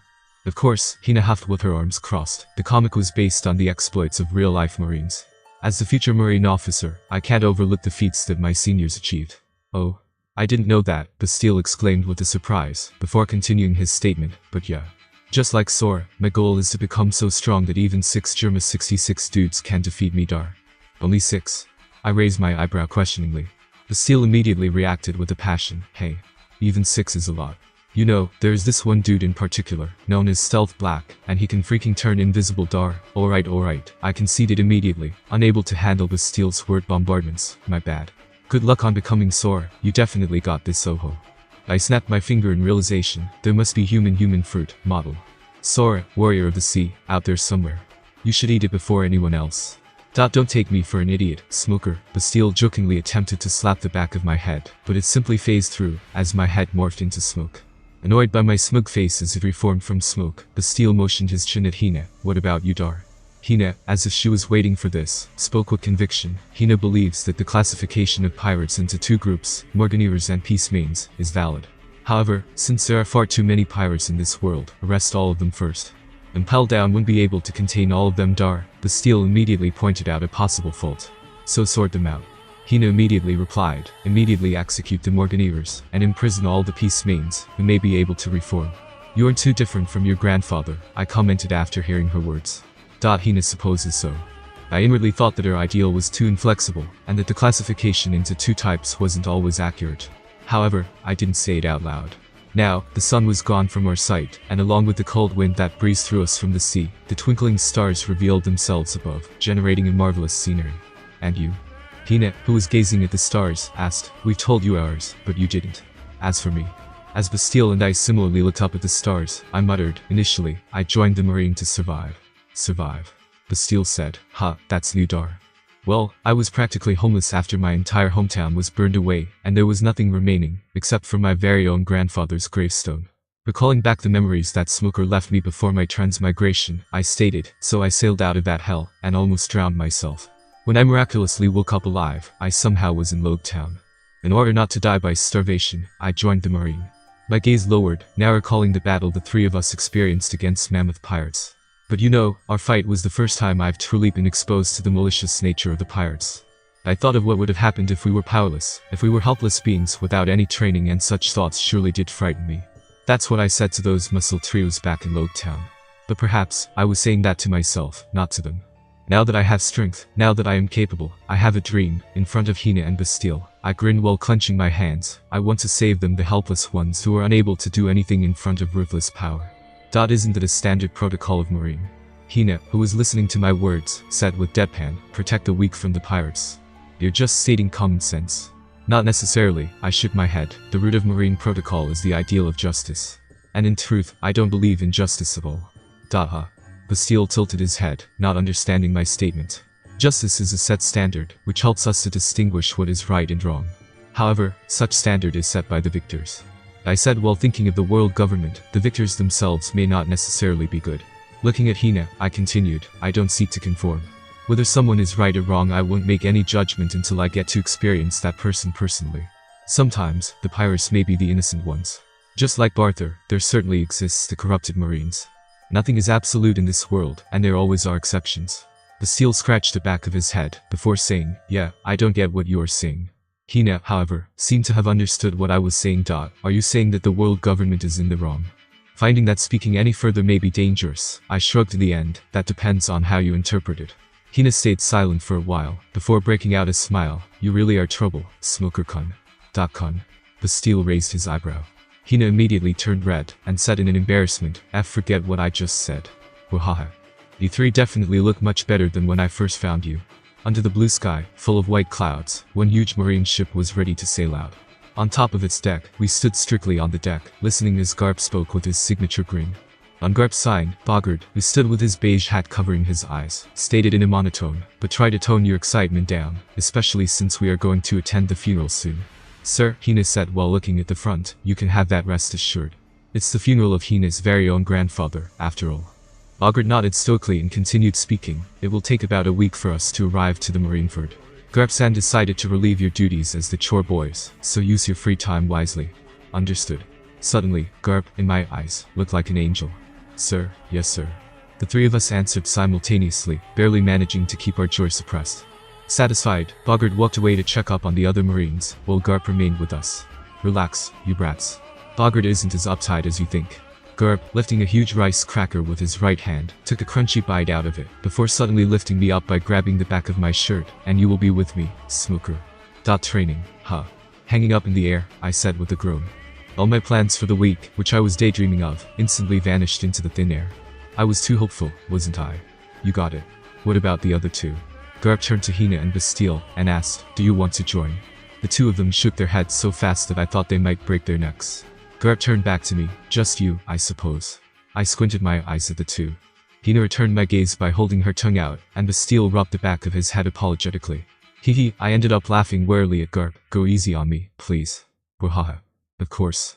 On the deck of the ship, one young boy with spiky white hair and hazel-colored eyes, Smoker, was seen to be yelling out loud while doing an endless series of push-ups with Garp, a fellow with a very huge body, sitting on top of this tiny boy. The Marines were watching the scene with nothing but shock, amazed that in contrast to the boy's terrified screams, he was somehow managing Garp's unbelievable training routine. Perhaps he didn't really mean it when he let out those screams, and they were a method for him to gain strength. Smoker's arms were shaking, and the deck below him was drenched with the sweat that relentlessly poured from the boy. And yet, even under this intense stress, Smoker didn't give up, bent his arms down, and straightened them back up, completing another push-up. Just as I thought while enjoying a rice cracker, Garp grinned while observing the boy underneath him. "You have the potential, Smoker." "Hey." Huff. "Garp-sensei." Huff. "By the way, those with talent show a fearsome rate of growth. They tend to make higher up than most of the people." Garp believed that there existed a variety of talents, ranging from an inherently tough body to high natural-born intelligence. Then, there are those with unbending willpower, the hard workers who overcome their limits to match those with talents. The most prominent Marine of this type that came into Garp's mind was Zephyr. "You know." Huff. "About that 20 million. Huff. "Billy. And you, Smoker, have an incredible talent, and your will far surpasses your peers. Without a doubt, you will grow as the core figures of Marine in the future, and it is my job to prevent you from straying away from that path." Looking up at the blue sky as Smoker continued his endless push-ups, Garp thought, "It feels as if Roger's death took something away from me. This sense of hollowness, the time has come for my generation to fade away, entrusting the justice of this world to the next generation." However, Garp's facial expression darkened as he recalled one man, Sakazuki. "That fellow. He harbors a dangerous ideal. Yet another man with both talent and willpower. No one in his generation is able to go on par with him, not even Borsellino and Kuzan. The bounty from Huff. Mammoth." At this point, he wasn't even sure where exactly Sakazuki stood in terms of strength. Did he awaken his fruit? Did he master the advanced hockey techniques? I Huff. Have a great idea. Huff. You know. Garp had an itch that Sakazuki was going to do something soon, something that was considered immoral and ridiculous to him. "Why don't?" Huff. "We hhhh. Garp, growing a tick mark on his forehead, lifted a huge dumbbell on the side, causing Smoker to scream from the significantly increased weight above him. "Shut up and focus on your exercise if you got the energy to talk, brat." "What the hell, old man?" Shifting his attention, Garp looked at Hina and Bastille, who were roaming around the ship, learning the ins and outs of various tools and techniques used to sail. The standard of Marines is falling, Garp thought grimly, while the standard of pirates is rising. Intelligence and knowledge were indeed important. However, what drove Marines was none other than their determination. Hina and Bastille, just like any other, clearly didn't have the motivation that Garp saw through Smoker. Perhaps they were using their time wisely in Bogard's eyes. However, going around the ship, observing and learning many things, they were all useless in Garp's eyes. He swallowed the entire rice cracker that he was holding. "Oh well, I suppose that I will make you even stronger then, Smoker, in order to offset the imbalance." He reached out for another huge dumbbell, with an evil smile on his face. 1 week after, what a quick sail it was. Apparently, there were some sorts of propellers attached below the ship, thanks to the infamous Dr. Vegapunk, Hina and Bastille told me. While they analyzed various structures and systems of Marine platoon and satiated their intelligence, I had a quite fun with Garp-style training routine, to the extent that I was currently in a wheelchair, unable to move a single finger. Wahaha. Garp pointed his finger and laughed at me with tears in his eyes. You look like a moron, Brad. This is because of you, old man. I immediately barked, before slouching back into the wheelchair immediately. Oh, my body is sore. Bastille, who was holding on to the back of the wheelchair, sweat dropped. It seems that you two are getting along. Bogart, who was standing behind Garp, shook his head as if pitying me. Well, that's enough chit-chat, Hina, who was gazing at our front, then stated, Hina thinks we're here. Just when she said so, the noises of horns resounded out from the mist ahead of us. Upon receiving the noises, the lookout of our ship, who was sitting on the crow's nest, the topmost section of the ship, lifted the horn and blew in a certain pattern. Just then, something behind the mist moved. What? Bastille exclaimed in wonder, and I too was at a loss for words. It was a gate. A humongous gate, so huge that I thought a giant was marching at us, slowly opened, providing an entry of our ship into the thick walls that now were visible. Why? Garp grinned upon noticing my antics. Is it your first time looking at the Gate of Justice? Bogart, who was silently standing at the back, spoke up calmly. We've entered the Terra current through the Eni's lobby gate. At the current rate, our estimated time of arrival is approximately an hour. Garp carried on, and don't think that the funeral of Nijurazushi is the only thing that's happening there. We kept it hidden as a huge surprise, but he placed his arms on his waist. Most of the available Marines will be gathering from all around the world, and there will be major changes happening 3 days after. Bastille and I let out the signs of interest, curious about how the events will flow. Hina, on the other hand, simply crossed her arms elegantly, as if having known Garp's information already. Is that alright though? I couldn't help but question. Even now, the pirates are crossing the red line and causing harm everywhere, aren't they? And hence, most of the available Marines, Garp-san explained to you, Bogart explained coolly, some Marines at important duties won't show up. Additionally, the ceremonies on certain occasions are necessary to showcase the might of the Marine to everyone, in order to gain the trust of the civilians, and inflict fear on the criminals. For the rest of the time, Garp and Bogart took time in explaining to us the specific details of what to do, and what to be careful of. It seemed that we, as future Marine officers, were receiving special treatment, not that I was complaining. And 1 hour swiftly passed by. Once again, the incredibly huge Gate of Justice opened, and our ship sailed out of the rapid Terra current. Moments after, there now lied the fascinating view of Marineford that I got to view through the monitor in my previous life. I was filled with nothing but wonders. So here we are, I muttered while unconsciously standing up from the wheelchair and walking up to the front of the deck, the Marine headquarters, the island that serves as the base of all Marine operations, Marineford. Oh, Garp raised his eyebrow with a pleasant surprise. Better already, eh? I've never seen someone who can actually withstand Garp-sen's training. Bogart shook his head in disbelief, before asking me, Kid, what do you smoke? What? Smoke? I immediately frowned and turned to Bogart. I smoke nothing, and will smoke nothing. That's the motto of my life. Behind me, Hina was nodding with her eyes closed, agreeing with my words. On the other hand, Bastille looked at me with a deadpan, and he seemed to be thinking, and your name is Smoker. The huge Marine ship that took us all the way from G4 to here, Marineford, docked. The Marine soldiers moved in an orderly fashion, carrying the crates and various supplies out of the ship to elsewhere in the Marineford. The awaiting shipwrights immediately began to inspect the state of the ship, in order to make sure that there is no issue regarding the safety during the sail. Garp was long gone already, saying that he needs to pay a visit to his friend. Bogart, on the other hand, was busy ordering his subordinates. Marineford Bay I noticed as I looked around, along with the plaza over there, where Ace, in the cannon, almost had himself executed on top of. I was simply amazed. My heart thumped rapidly as the ship, which I stood on top of, now sat within this circular Marineford Bay. I couldn't help but be mesmerized by the mighty view of the Marine's greatest stronghold. For 3 days, you will be given the time to familiarize yourselves in Marineford. One Marine soldier stated at Hina, Bastille, and me in a friendly manner. The specific details will be given by your colleague here. Next to Bogart stood one teenage girl. Raising her hand up lazily, she introduced herself. I'm Doll, a trainee who's partaking in the elite Marine officer program like you three. Hina and Bastille nodded simultaneously. Hina is Hina. Nice to meet you, Doll. I'm Bastille Dar. Doll, ugh, hold on. I inwardly frowned, trying to think just where I'd seen that name while reading the manga. Yeah, no idea. Then, when I woke up from my thought, I noticed the doll was staring at me intently. And this distracted idiot here is Smoker. It was only when Hina introduced me for my sake did I realize what Doll was waiting for. Turning around with a huff, she motioned with her hand, telling us to follow. Come. I'll introduce you to the others. The 4 of us, with Doll at the front, were walking across the town.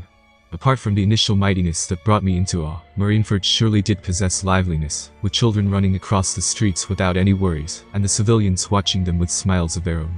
The majority of Marineford is composed of households for the civilians, Dull explained as we passed through, and all of them are the families of the Marines. Stopping momentarily, Dull turned and looked at us with a shade of sadness on her expression. Surprisingly enough, this place, termed Marineford Town, wasn't established too long ago. Huh. Why though, Dar? In contrast to Bastille, who tilted his head in confusion, Hina and I realized what she was speaking of. Holding Marines' own families as hostages, my eyes narrowed. It surely would have been a glaring weakness back then. 7 years ago, Dull continued with her hands in her pockets, one Marine Admiral lost his wife and son, due to a pirate who harbored hatred for him. The following result was the heartbroken man who's unable to go through even a single day without nightmares. I listened seriously while watching the peaceful view around us. This not only affected the former Admiral himself, but also every other Marines. After all, if even the hard-willed Admiral is reduced to such a state, what about the other Marines? What will they do if their loved ones die due to the pirates whom they failed to catch?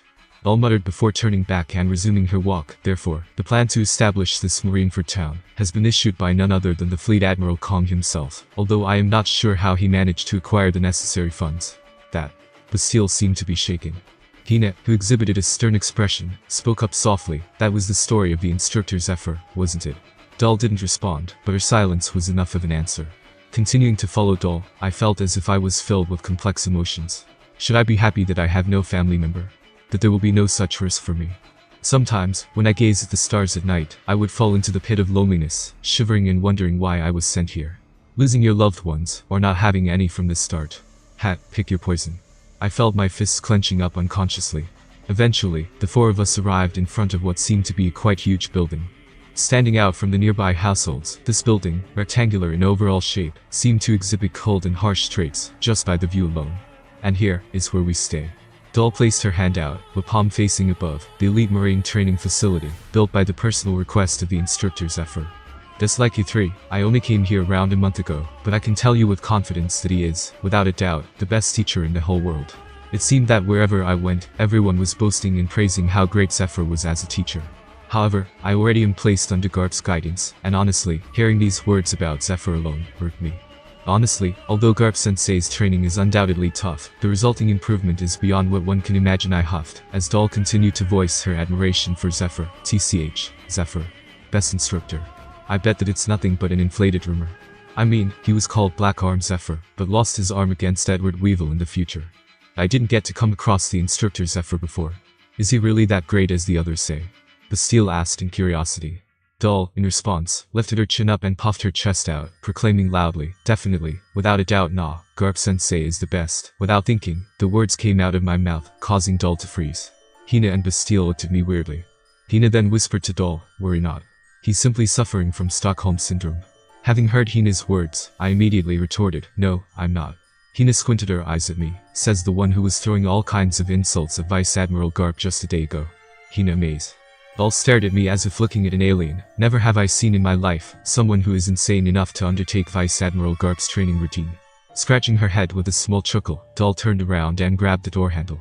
Creaking it open, she motioned us to enter. We can talk more after. For now, get inside. Inside the building that we could see through the door, 50, 51, 52, one muscular teen was seen to be doing a steady bicep curl for his right arm. Yo, Smoker, Bastille leaned in and whispered, did you notice it too? His left arm is bulkier. My eyes narrowed as I commented, I see that he's the man of culture. Walking up to the guy, I spoke up casually, hey, I'm Smoker. What's yours? The guy looked up at me with his face sweaty from the exercise. Without answering my words, he placed the dumbbell down and wiped the sweat off of his body with a towel, before shouting at Dull, hey ya, Dull. You didn't tell me that the newbies are coming today. You were freaking asleep, Maynard. My initial impression of this guy was rude. Throwing the towel away, Maynard stood up. He was far taller than me, and now that I got a closer look, the beard has started to grow from his chin. He then leaned down on me, and growled, well, nice to meet you, kid. But know this. In here, I am the best, I am the strongest, and I am your senior. Treat me as if treating a king. Hey, as I watched this dude's antics casually, Bastille suddenly interrupted the scene. Who do you think you are? Smoker was simply greeting you, wasn't he? Huh. Who the fuck are you? Hina and Dull, who were standing at the back, rolled their eyes simultaneously, boys as always. Maynard, noticing that Bastille was taller than him, took a step back. Is he intimidated by Bastille? I thought. Then, Maynard started posing all of a sudden. You can't compare to me. I've been taught under Zephyr sensei for a year, and look at all these muscles that I've gained already. PFF unable to conceal my amusement any longer, I exploded in laughter. Ha ha ha ha. Maynard fell silent, with his face increasingly getting furious. Wiping the tears from my face, I exclaimed, ha. Ha. You're hilarious, I can't even breathe properly, ha ha ha ha. Bastille, looking at me laughing uncontrollably, had his shoulders shaking. Eventually, being unable to suppress his laughter, he began to laugh along with me. Oi, you too. Why are laughing? Why are you laughing? Maynard growled, bumping his fists together. Fucking hell. Oh eat shit, wimp. He then brashly threw a heavy punch at me, who was still laughing. Oh boy, at the back, Doll facepalmed. That smoker boy is done for. Hina refuted with her arms crossed. Hina disagrees. Maynard is someone who already outcompeted some of our seniors. What can that thin boy do against him? Doll turned to Hina with her eyebrow raised. Smoker caught a pirate with a devil fruit ability. Hina continued to speak with certainty. You should pray that Smoker doesn't kill that pea-brain fool by accident. Tap. Just when Hina said so, I effortlessly grabbed Maynard's punch without the utilization of my fruit ability, causing Maynard to frown in a confusion. What? Doll's eyes widened in shock. Uh-oh, Bastille took a step back, with his laugh stopped. Then, before Maynard could do anything, well, you started it, I blasted my punch onto this huge guy's face, boom, causing him to crash through the wall of the building. When the dust was cleared, Maynard was unconscious, with his broken nose bleeding. Hina sighed, as if having expected this. I stood with my right fist outstretched, shocked by my own strength. Is it that I've become stronger, or that Maynard is simply too weak? The last time I utilized my strength, the result wasn't as destructive as it currently was. I clearly restricted the use of my fruit ability. I didn't awaken hockey either. Is this truly the result produced by nothing but my physical capability alone? I felt a grin forming on my face. He's the child version of Vice Admiral Garp. Bastille, his back was touching the wall out of fright, muttered with a pale face. Vice Admiral Garp created a monster just like him. I chuckled. Since when did you grow a sense of humor? Bastille's frightened demeanor immediately disappeared upon my words, with his expression loosening and him chuckling similarly. You liked it, I find that thing of yours more amusing. Watching as the two of us joked with one another, not concerned with the unconscious Maynard at all, Doll groaned from the back. I can already tell that they are going to be troublesome. Hina nodded solemnly. Back in Logue Town, Smoker was called the 47th Chaos of Logue Town. Now that Hina thinks about it, it may be a good thing that he's under Vice Admiral Garp's care. Then, the loud noises of footsteps were heard from the floor above. It seemed that the ruckus that I caused has reached the ears of the others. 4 guys stormed down the stairs with alert written on their faces. Hey, what's going on? One brawny dude in the front, his eyes were widened upon sighting the fallen figure of Maynard, shouted. Maynard Doll exclaimed from the back, that's Akahint. I'm Maynard. One dude with the bottom half of his face covered by a white veil, cried in shock, holy hell. I never saw him like this before, like ever. That's Shu, said Doll. Serves you right. I knew this was going to happen one day or another. Another man, who was as huge as Akahint, bickered while looking at the fallen Maynard with disdain. He had a jagged blonde beard, and was wearing a standard marine cap. That's Dalmatian. Just when Doll explained, Hina, Bastille, and I saw one boy with slick-back blonde hair and sunglasses that covered his eyes, approaching us. Sunglasses indoor, huh? I thought as the boy stood in front of us with a stoic expression. Doll was about to explain, but was forced to stop as the boy raised his right hand up, motioning Doll to stop. Hold on. I'll introduce myself, Mademoiselle Doll, the boy stated before taking out a rose from who knows where. Subsequently, he, all of a sudden, genuflected with his gaze headed at Hina. Hello there, sweetheart. Hina, his face was pale, immediately took a step back while rubbing her arms. Hina confused. Hina creeped out. Ignoring Hina's remark, the boy took a snuff out of the rose in his hand. I knew from the very start when I sighted you, that we were meant together. Even now, I feel the thick string of fate tangling as I speak to you. Oh, my destined one, by what name shall I call you? Bastille's sweat dropped. Dude, she literally just said it. The boy turned his head at Bastille, glared at him for a millisecond, before turning back at Hina, who was slowly backing away from him. Ah, I see. Hina. Oh, Hina. What a beautiful name. I can't help but think about how well Mademoiselle Hina and my name fit together so well. Leaning down at Doll, I whispered, what is wrong with him? He's been like that ever since Zephyr sensei gave him the talk. Doll said with nothing but annoyance in her tone. TCH, he thinks he's a playboy, simply by putting loads of wax on his hair every day. Mademoiselle. The boy held the rose out to Hina. Please accept my token of love, but all of a sudden, Akahint, who appeared between the boy and Hina, munched on the rose that the boy was holding. Why? I had no idea, perhaps he found it funny. Akahint. The boy exploded in fury, thrashing his arms wildly at much bigger Akahint. You wanna have a go, huh? Akahand, on the other hand, was holding his neck in pain, paying for his stupidity. Oh, this hurts. Because a rose has thorns, Hina said impassively, not bothered by the state that the two were within. So, watching as the scene has fallen into greater chaos, I asked Dol, what's that blonde boy's name? Dol replied with a snort, Cancer. Bastille and I stiffened up. What? I asked again, thinking that I heard it wrong. Who in the right mind would name their own child Cancer of all possible choices? Says the one whose parents named him Smoker Dar, Bastille deadpanned at me. Shit, man, I crackled, unable to conceal the laughter. Smoker. Cancer. Dol. What's wrong with our names? Hey. Dol glared at me, don't include me in your weird name club. But think about it. Your name is Dol. If your surname is something like Curse, your full name becomes Curse Dol. Listening to my words seriously, Bastille then widened his eyes in realization. He grabbed me by the shoulder and said with a shaky voice, W, which means, if her surname is Sex. Fuck off. Dol barked at Bastille, with her face now red. She then grabbed me by the collar and shook me wildly. Why did you have to mention that? I laughed without a control as I was flopping up and down due to Dol. Oh, hi there, Sex Dol. Oh, Princess Hina. Please accept my confession. Hina declines. Someone plucks out the thorns for me. They're stuck in my neck. Here lies Maynard, 15 years old. He lived a worthless life and died a worthless death. Now, we will. The situation surely has gotten out of control, not that I, who was occupied with the angry Dol, cared, creak until. What is going on here? One huge man with spiky purple hair, even taller than Garp, entered the building, causing all of us to fall silent instantly except for Akahand, who was still coughing from the pain. The atmosphere within the room suddenly shifted. Gone was the chaotic madness, and with everyone having calmed down, we couldn't help but feel a little embarrassed. Zephyr, the main antagonist of One Piece film. Z. Well, the goofiness in me diminished. I gazed at the purple-hatted figure. He already lost his family, but hasn't reached the point of losing his entire division. I knew that he was inherently a good man. Perhaps I was going too far to think this way, but I couldn't help but wonder if I will be able to prevent such a future. Walking past all of us, the Zephyr looked at the still unconscious Maynard and crouched down in front of him. I expected something like this to happen one day. Take this humbling experience as a grain of salt, Maynard. He commented before standing back up and shifting his eyes to the destroyed wall next to Maynard. Massaging his temple with an evident exhaustion written on his face, he turned to Akahand and ordered, go take Maynard to the clinic and get your neck treated as well. Akahand, who was sweating profusely from fear, nodded and moved hurriedly, lifting Maynard up and running out of the building. Then, Zephyr turned and walked at us. So, Zephyr spoke in a gruff voice, who among you injured Maynard? Zephyr really was an interesting person. If Garp were to be in his place right now, he would have punched every single one of us here, while laughing at the pitiful state that Maynard was in. The fact that Zephyr maintained his calm and thoroughly assessed the situation seemed to suggest to me that he was intellectual and mature. Without any hesitation, I stepped up. I did. If he's the same Zephyr that I've seen in the movie, he would probably think that harming your own colleague is not excusable by any means.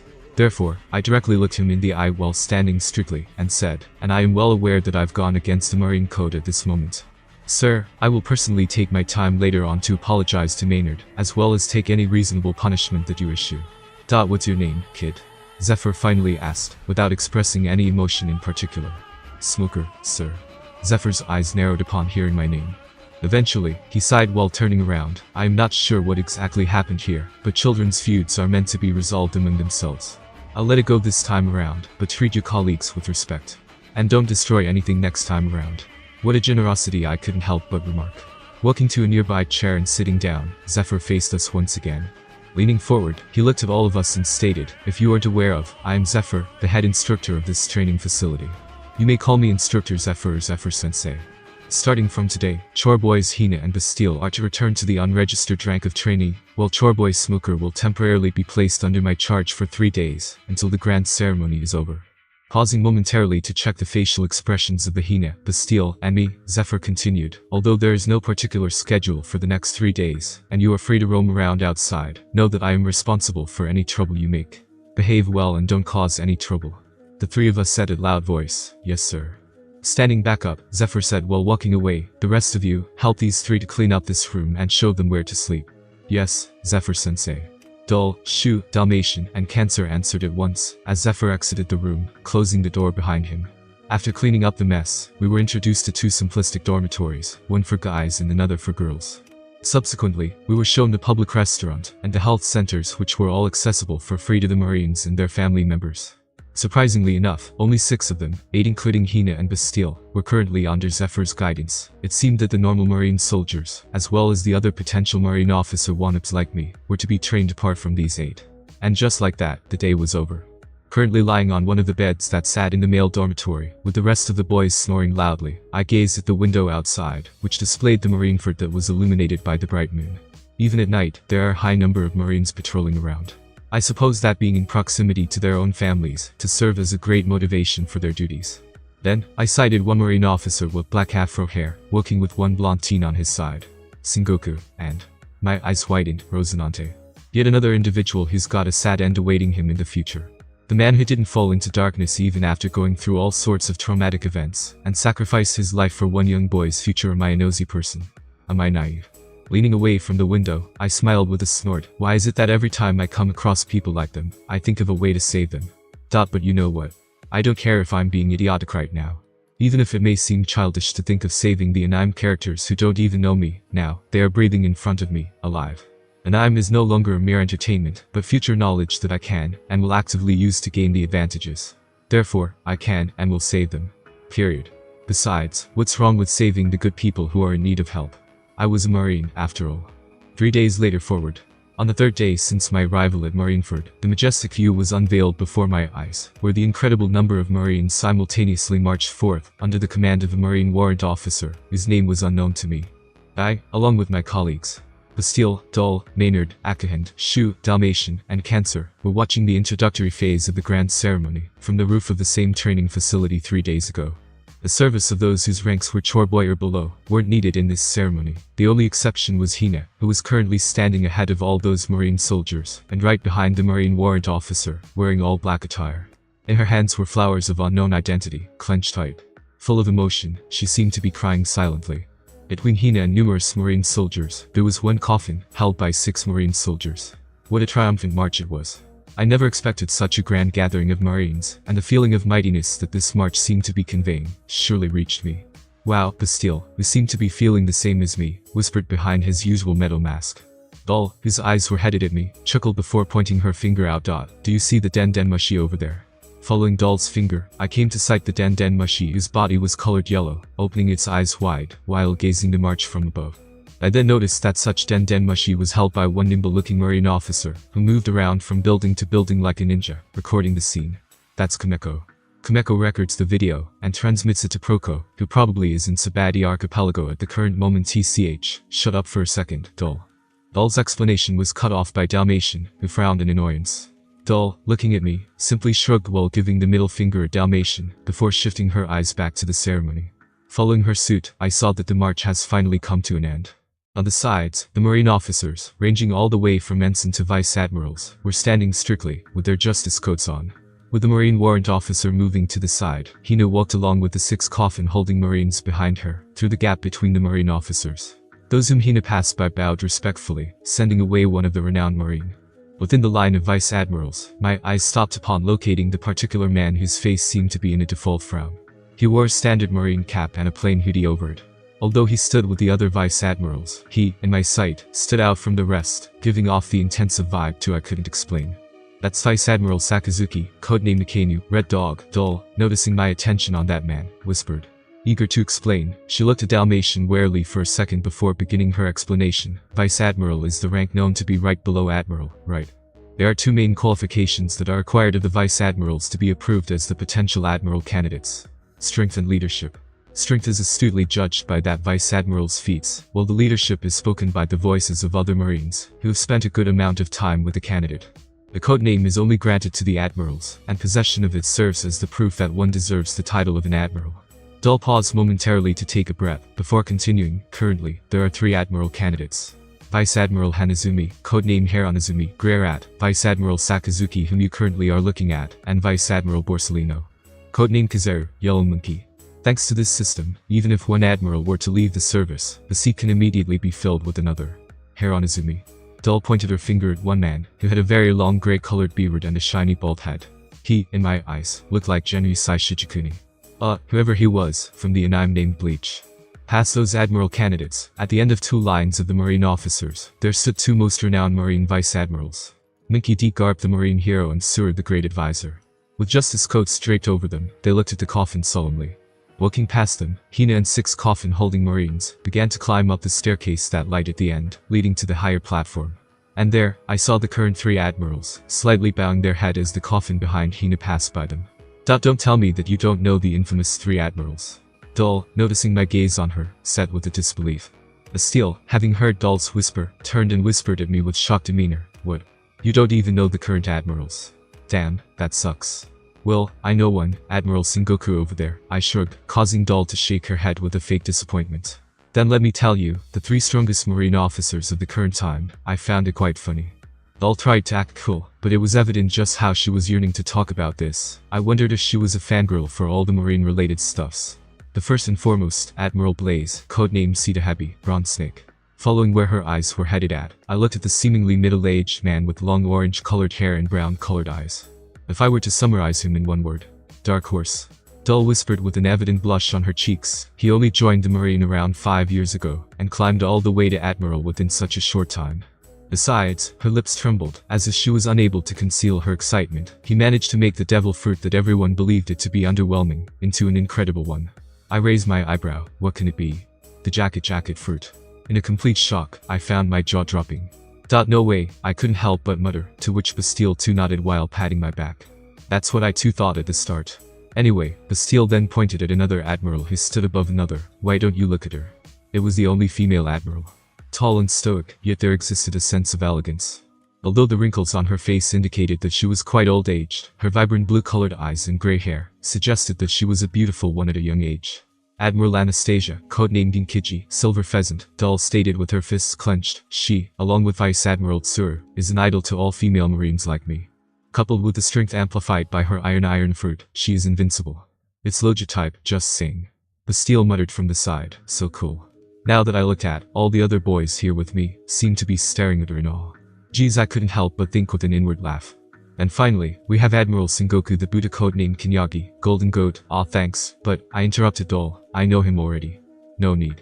Dol, who grew a tick mark on her forehead, nonetheless continued. If Vice Admiral Garp mainly chased after the Pirate King, Admiral Sengoku was the antithesis of none other than Whitebeard, the strongest man in the world.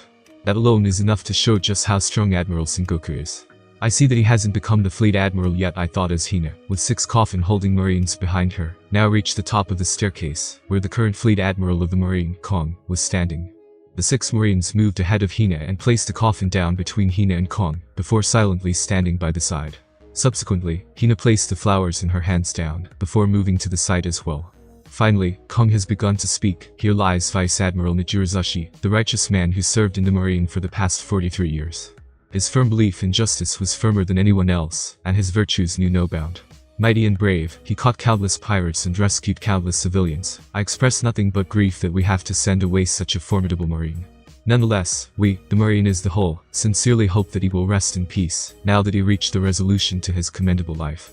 Once again, may you rest in peace, my friend Nijirazushi. Then, the sounds of trumpets were heard, as the 6 Marines lifted the coffin back up and walked beyond the Fleet Admiral Kong, with Hina following from the behind. They will now head to the Marine Cemetery, which is located at the edge of the marineford. When the trumpets stopped playing, the whole area was filled with silence. Kong, with his eyes closed, stood still, as if grieving over the death of Hina's grandfather. Then, his eyes opened. Subsequently, his mouth too opened, and he stated, and as the conclusion of Vice Admiral Nijirazushi's funeral has been reached, I would now like to make a major announcement.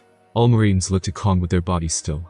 My friends and I who still are at the roof of the training facility, watched the scene in anticipation, afraid to let out the sound of breathing even. With the death of the Pirate King, the new era has risen. I too, have grown old, and I recently felt my sense of judgment failing. I believe that my time to retire has come. The flower that fully bloomed now waits for nothing but death, and it is the seed born from it that replaces its place. Bastille, Dol, and all others around me, gasped in a shock. What a shrewd man Kong is. He speaks as if he is withered, but after retiring from the position of the Fleet Admiral, he becomes the Commander-in-Chief of the world government, the position that stands higher than the Fleet Admiral in some people's perspectives. I thought while gazing at Kong with narrowed eyes, but regardless, if this is the case, then the next Fleet Admiral is. Starting from today, I officially step down from the seat of the Fleet Admiral. Kong declared in a firm tone, and such title will now be entrusted to the remarkable Marine Admiral Sengoku. I currently was witnessing one of the One Piece world's biggest event. Within the absolute silence, many Marines' jaws were opened wide. With a stern expression on his face, Kong stated, "Admiral Sengoku, step up." Sengoku stoically turned around, stepped up to the higher platform, and stood next to Kong. The admiral candidates and admirals are bestowed with the special code names, consisting of a unique color, and one among the following 12 animals: rat, bull, tiger, rabbit, dragon, snake, horse, goat, monkey, pheasant, dog, and pig. Kong said while taking one exquisite-looking badge off of his justice code, and starting today, the code name of Kinyagi is abolished. Instead, there will be Fleet Admiral Sengoku, who will lead the Marine into a bright future. Walking closer to Sengoku, who stood still while facing the front strictly, Kong placed a badge, the symbol of Fleet Admiral, on the former's justice code. Kong's announcement was then followed by Sengoku's charismatic speech, the applause from the empowered Marines, the promotion of Vice Admiral Heron Izumi to the rank of an admiral, and the occurring party afterward in order to celebrate this incredible news. Someone bring more beer. We are going to be back at work starting tomorrow. Shit. Enjoy while it lasts. Would you like to dance with me? My colleagues too were involved in this mess of a party, drinking carefree and dancing like madmen. But apart from the joys that were shared among the Marines, this event placed me under many thoughts as well. Now that I recall. Sitting down on the chair next to one set-up table, with an orange juice next to me, I thought with my eyes gazing at the drunk disciples of Zephyr, Smoker in the canon had a technique named White Snake. Is it the foreshadowing of his code name? Sure heavy. Would that also be my code name, if I were to attain the title of Admiral? Then there's the matter of 7 warlords. I tapped my fingers against the table. 2 most prominent concerns among the 7 are Crocodile and Doflamingo, who will scheme against an entire nation. In contrast, Hancock becomes warlord to protect her island, Moria dwells in the Florian Triangle, Mihik doesn't actively commit evil, and Jin and Kuma are inherently good in nature, at least in my opinion. Considering that the reputations of the powerhouses in the New World are becoming more and more widespread, it is only a matter of time before the world government issues the establishment of 7 warlords to balance the power of the world. Problem is, once Crocodile and Doflamingo become warlords, stopping their plots becomes much trickier. This means that if I truly want to prevent the calamities that will befall upon the civilians, I must stop them before the 7 warlord system begins. Time is the key. The lesser amount of time it takes for me to reach an adequate level of strength, the more I will be able to save. In order to do that, I must not only train vigorously, but also efficiently. And the first step is to really understand the full scope of what my fruit ability is capable of doing. Shifting my eyes, I looked at a campfire nearby, where numerous people gathered around and baked marshmallows. The campfire utilized the wet woods. In order to light up the flame, numerous attempts were made, however, only the smoke was produced. There was one particular observation that I was able to make during such a process.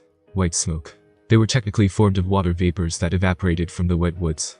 I initially believed that such a concept overlaps with that of a steam, but within the canon, there was a scene where Smoker clashed against Porta's D. Ace, and in contrast to what my smoke did back in G4, Smoker in canon managed to go in par against Ace's flame. White smoke. The whiter the color, the more water vapor the smoke contains. Thinking deeply, I now remembered, the smoke that I thoughtlessly produced back in G4 had a grayish color. Burnt particles, I was thinking of them as I generated the smoke, and the result was exactly what I imagined. Which means, the smoke of pure white color is not inflammable. I speculated with some degree of certainty, while the dark-colored smoke combusts easily. The world of One Piece is full of water. The sunlight tends to evaporate the surface of the ocean, and if such evaporated water particles were to belong within the scope of smoke, then it explains why Smoker's smoke didn't combust against Ace's flame. He was too used to using only the smoke constituted out of water, and did the same in the water-scarce Alabasta. This meant one thing. I could develop an entirely new set of skills using smoke fruit, distinct from the abilities of white smoke that the canon Smoker showcased. There. It finally feels like I'm going somewhere. What are you doing here, alone? My thought was interrupted by a voice, waking me up. Looking at where the voice came from, I saw Hina, who was out of her former all-black attire. Hina didn't know Smoker was a shy guy. My expression softened upon sighting Hina. I asked her, who took a seat next to me, "Did you send a good farewell message to your grandfather?" Yes, indeed, Hina nodded with a nostalgic smile. Hina spoke until there was nothing left to say. Death. Leaving this world. Taking a sip from the orange juice, I thought as the two of us fell into silence, do I fear death? I couldn't help but think while remembering the coffin of Hina's grandfather. I can't remember myself before the transmigration well. In contrast, many memories regarding One Piece are very clear in my head. Perhaps. Before the transmigration happened, I died in my previous world. Survival. Was the fear of death the reason why I was so desperate to survive upon my arrival in this world? No. With some time having passed, I can say with confidence, what I didn't fear was death. I feared, and still do fear, dying a meaningless death. So, breaking the silence, Hina asked, "When are you heading out?" Reaching her hand to a waiter who was walking by, Hina snatched a cup of grape juice before gulping it down. Watching her antics with amusement, I replied, "Tomorrow, right away." "What? That soon?" Hina remarked with a frown on her face, before pausing in realization. But Hina supposed that's expected of Vice Admiral Garp. "Ha. Why? Are you that depressed to be separated from me?" I said jokingly, trying to ease the mood, but in contrast to my expectation, Hina lowered her head with sadness in her eyes. "Hey, what's wrong?" Grabbing her by the chin and lifting her face up, I grinned. "It's only going to be a little while, right? No need to be so sad over it." "Gee, get your hand off, Hina." Blushing due to embarrassment, Hina slapped my hand away and turned her head away from me. "Why, you know, when Hina first met you back in Lode Town, Hina thought you were a hopeless guy, beating up everyone on your left and right. And that turned out to be true, and what?" I asked with my lips twitching, struggling not to burst out a laugh. "And you need someone to take care of you. Hina was with you until now, but now that you will be with Vice Admiral Garp, Hina can only fear what you may become in the future." "Well, I will become Jack for sure," I said while flexing my right arm, before widening my eyes at my bicep. "Oh, I already am to some extent. HMPH. Hina crossed her arms and snorted, as if Hina cares. "And this is who you are?" Hina. I chuckled while watching Hina's antics. "You try to act strong and mature, being strict in all circumstances. But once such a facade is broken, you tend to become quite emotional, quite cute, I'd say." Being a Marine gave me a sense of belonging. I now had a teacher to rely on, and friends whom I can entrust my back to. I do admit that I currently was in a great mood, unable to believe that I managed to adapt to this world so well. But it is also true that the Marine has a dark side. In the future, if a situation where I need to make a decision between friends and righteousness is to come by, what choice will I make? You know, Hina, I'm not going to say goodbye, I spoke with a certainty, because we are going to meet again in the future, higher up in the ladder, right? Hina supposed so. "Hey, Brad, did you say goodbye to your friends?" Early in the morning, Garp, whose huge hands were on his waist, asked me with a grin on his face. The day of the grand ceremony has already become yesterday, and the time for me to depart from Marineford has already arrived. All my colleagues probably are sleeping noisily right now, with those snot bubbles inflating and deflating repeatedly. Giving the Marineford one final look, I turned to Garp and similarly grinned. "No need to say goodbye," I replied while taking out 2 lollipops from my pocket, "because we'll be meeting again soon anyway." "Gwahaha. Good answer." As Garp laughed, I took off the wrappers from the candies and plopped both of them into my mouth. Many things happened since I came here. There were ups and downs, and there certainly were desperate moments. However, let's place all my concerns down now. What comes first? "Well, starting from now on," I said while holding my right hand out at Garp, "I will be under your care, Vice Admiral Garp." "Ha, you bet." Is to get stronger." Garp then slapped his hand on top of mine, causing me to scream at my lungs due to the sheer shock of it, with my right hand now swollen. "Wahaha." Set sail. "Yes, sir." And just like that, I've begun my very own journey in one piece, walking down a different path than the cannon smoker. 1501, 1 year after, in the middle of the wild sea, within the storm where the thunders roared and winds blew wildly, there was one brightly lighted ship in the middle, with the Jolly Roger engraved on its sail. Enduring the harsh weather, such a pirate ship advanced through the Grand Line, filled with joy and wonder. The pirates sang and danced. Some swung their weapons wildly, completely drunk. Yo-ha-ho-ho. Yo-ha-ho-ho. It was one hell of a party, and the pirates didn't even seem to care if they were engulfed by the storm or not. Dance. Sing. Drink. Drink as much as you want. Holding the steering wheel, the man wearing the hat of a pirate captain shouted jovially, completely disregarding the storm. "Everything is within our grasp. Money. Freedom. And..." He, with his cheeks pink due to the heavy consumption of alcohol, licked his lips while shifting his eyes at the women tied and immobilized nearby, who were trembling from the cold and fear. Some had their eyes closed tight, filled with nothing but helplessness. Women. Now, the only thing that we are missing is none other than the legendary One Piece. Grinning widely and revealing his missing teeth, the pirate captain of the crew expressed his contentment. "Boys, who are we?" Upon the captain's shout, all pirates answered loudly, "The Grimheart Pirates." "That's right, we are the Grimheart Pirates, destined to become the ruler of the world." Boom. What was that? In the midst of his speech, the captain stopped his words, due to an unidentified thing suddenly coming in flying from who knows where, before crashing onto the ship. With his grin faltered, the captain turned back, and saw a huge hole that broke through the deck of the ship, much to his horror. "Ghhhhh. My ship." The captain screamed with his eyes popped out comically, totally not bothered by the fact that few of his crew members fell off the ship due to the sudden force. Ugh. Then, a groan was heard within the dust, below the hole on the deck. Garp-sensei is extreme as always, I swear. Then, through the dust, one shadow shot up. Now, the pirate saw one teenage boy, wearing a standard marine uniform, hovering up in the air, with an exhausted expression on his face and a standard marine cap on his right hand. Tap. Landing on the deck, this boy had a spiky white hair and the hazel-colored eyes that gleamed brilliantly. Placing the standard marine cap on his head, this 13-year-old marine, Smoker, now stood relaxed, while being surrounded by the entirety of the furious pirates. Marine, there's a marine ship nearby, one pirate shouted in panic, before looking all around. However, there was nothing but the ongoing storm around their ship, where? Who cares? The captain of the crew, who was now holding on to a cutlass, screamed madly while pointing the weapon at Smoker. He's just one marine, and we are literally hundreds in number. Kill him. Raw. Smoker watched in a relaxed position as the pirates all around him ran with their respective weapons. Hundreds. Now that's not fair, Smoker chuckled just as the sharp-looking axe was right above his head. For someone of your caliber, even thousands won't be enough. This fight isn't fair for y'all. At the last moment, Smoker leaned in at the pirate holding the axe, such that the wooden belly of the axe hit his right shoulder, and its blade cut across the empty air.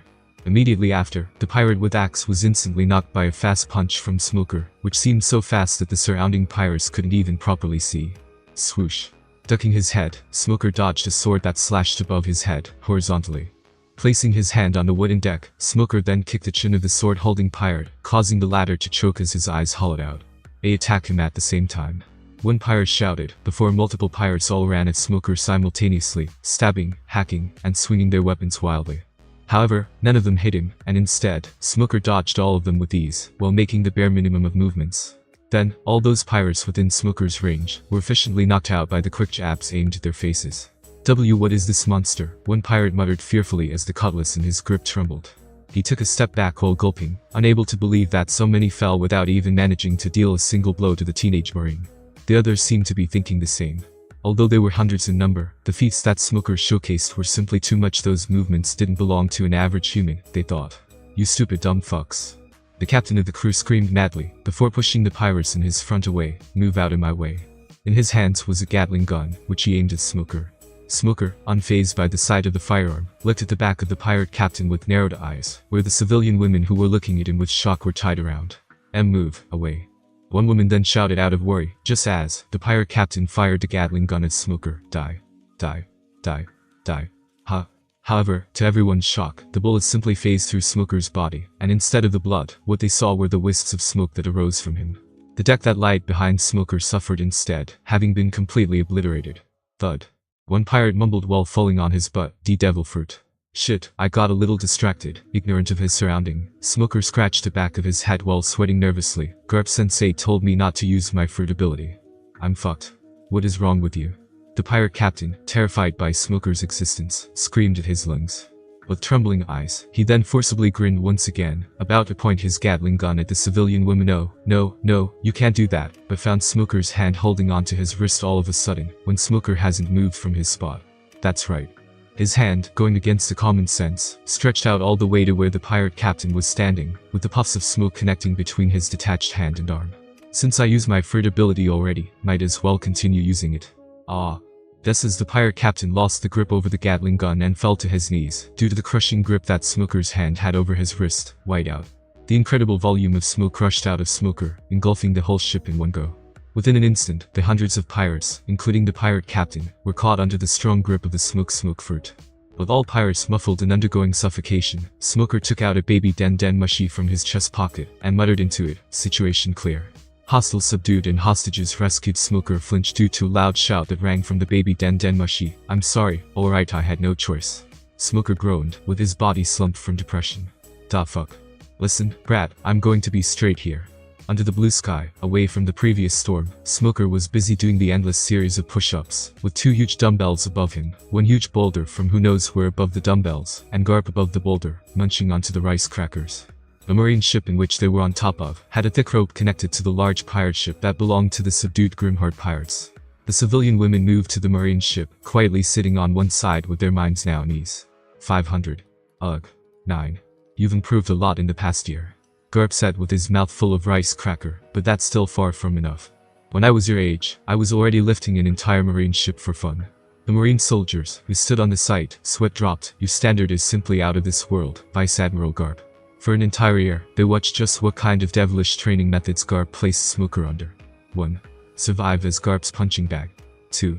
Climb up to the moving ship from one dangling rope tied at the end of it, in the middle of the ocean when Smoker was a devil fruit user, and could only move when he happened to bounce out of the water by a stroke of luck. 3. Survive in the Sea King's stomach for a week. 4. Survive being thrown by Garp like a cannonball, to the middle of the pirate ship. 5. Punch 100,000 times for each fist, every day. There simply was no stop to how cruel Garp's training could get, and the marine soldiers were amazed every time they saw Smoker, who didn't let out a single complaint during those training sessions. However, I suppose that a little reward is fine. Sitting up on the boulder and crossing his arms thoughtfully, Garp stated, since regardless of the progress, you are doing your best. Reward. Smoker, while breathing heavily, said in glee, which, 1. More training, bohahaha. Smoker's expression darkened, and the marine soldiers couldn't help but feel sympathy for the teen. Garp, ignoring the antics of those around him, thought with a grin, but it won't be just your everyday type of training. It will consist of the unique set of training methods which I believe that you now are ready for it. Smoker's body trembled so much from the stress that the dumbbells and boulder below Garp began to sway unstably. The marine soldiers nearby gulped nervously while taking a few steps back. The Rakishiki, 6 powers. And that concludes this episode. If you enjoyed it, I'd seriously love it if you guys could leave a like on the video, as it genuinely helps out so much, and it keeps me going, plus it takes only 1 second. That said, have a wonderful day. Hunt ahead. Salute.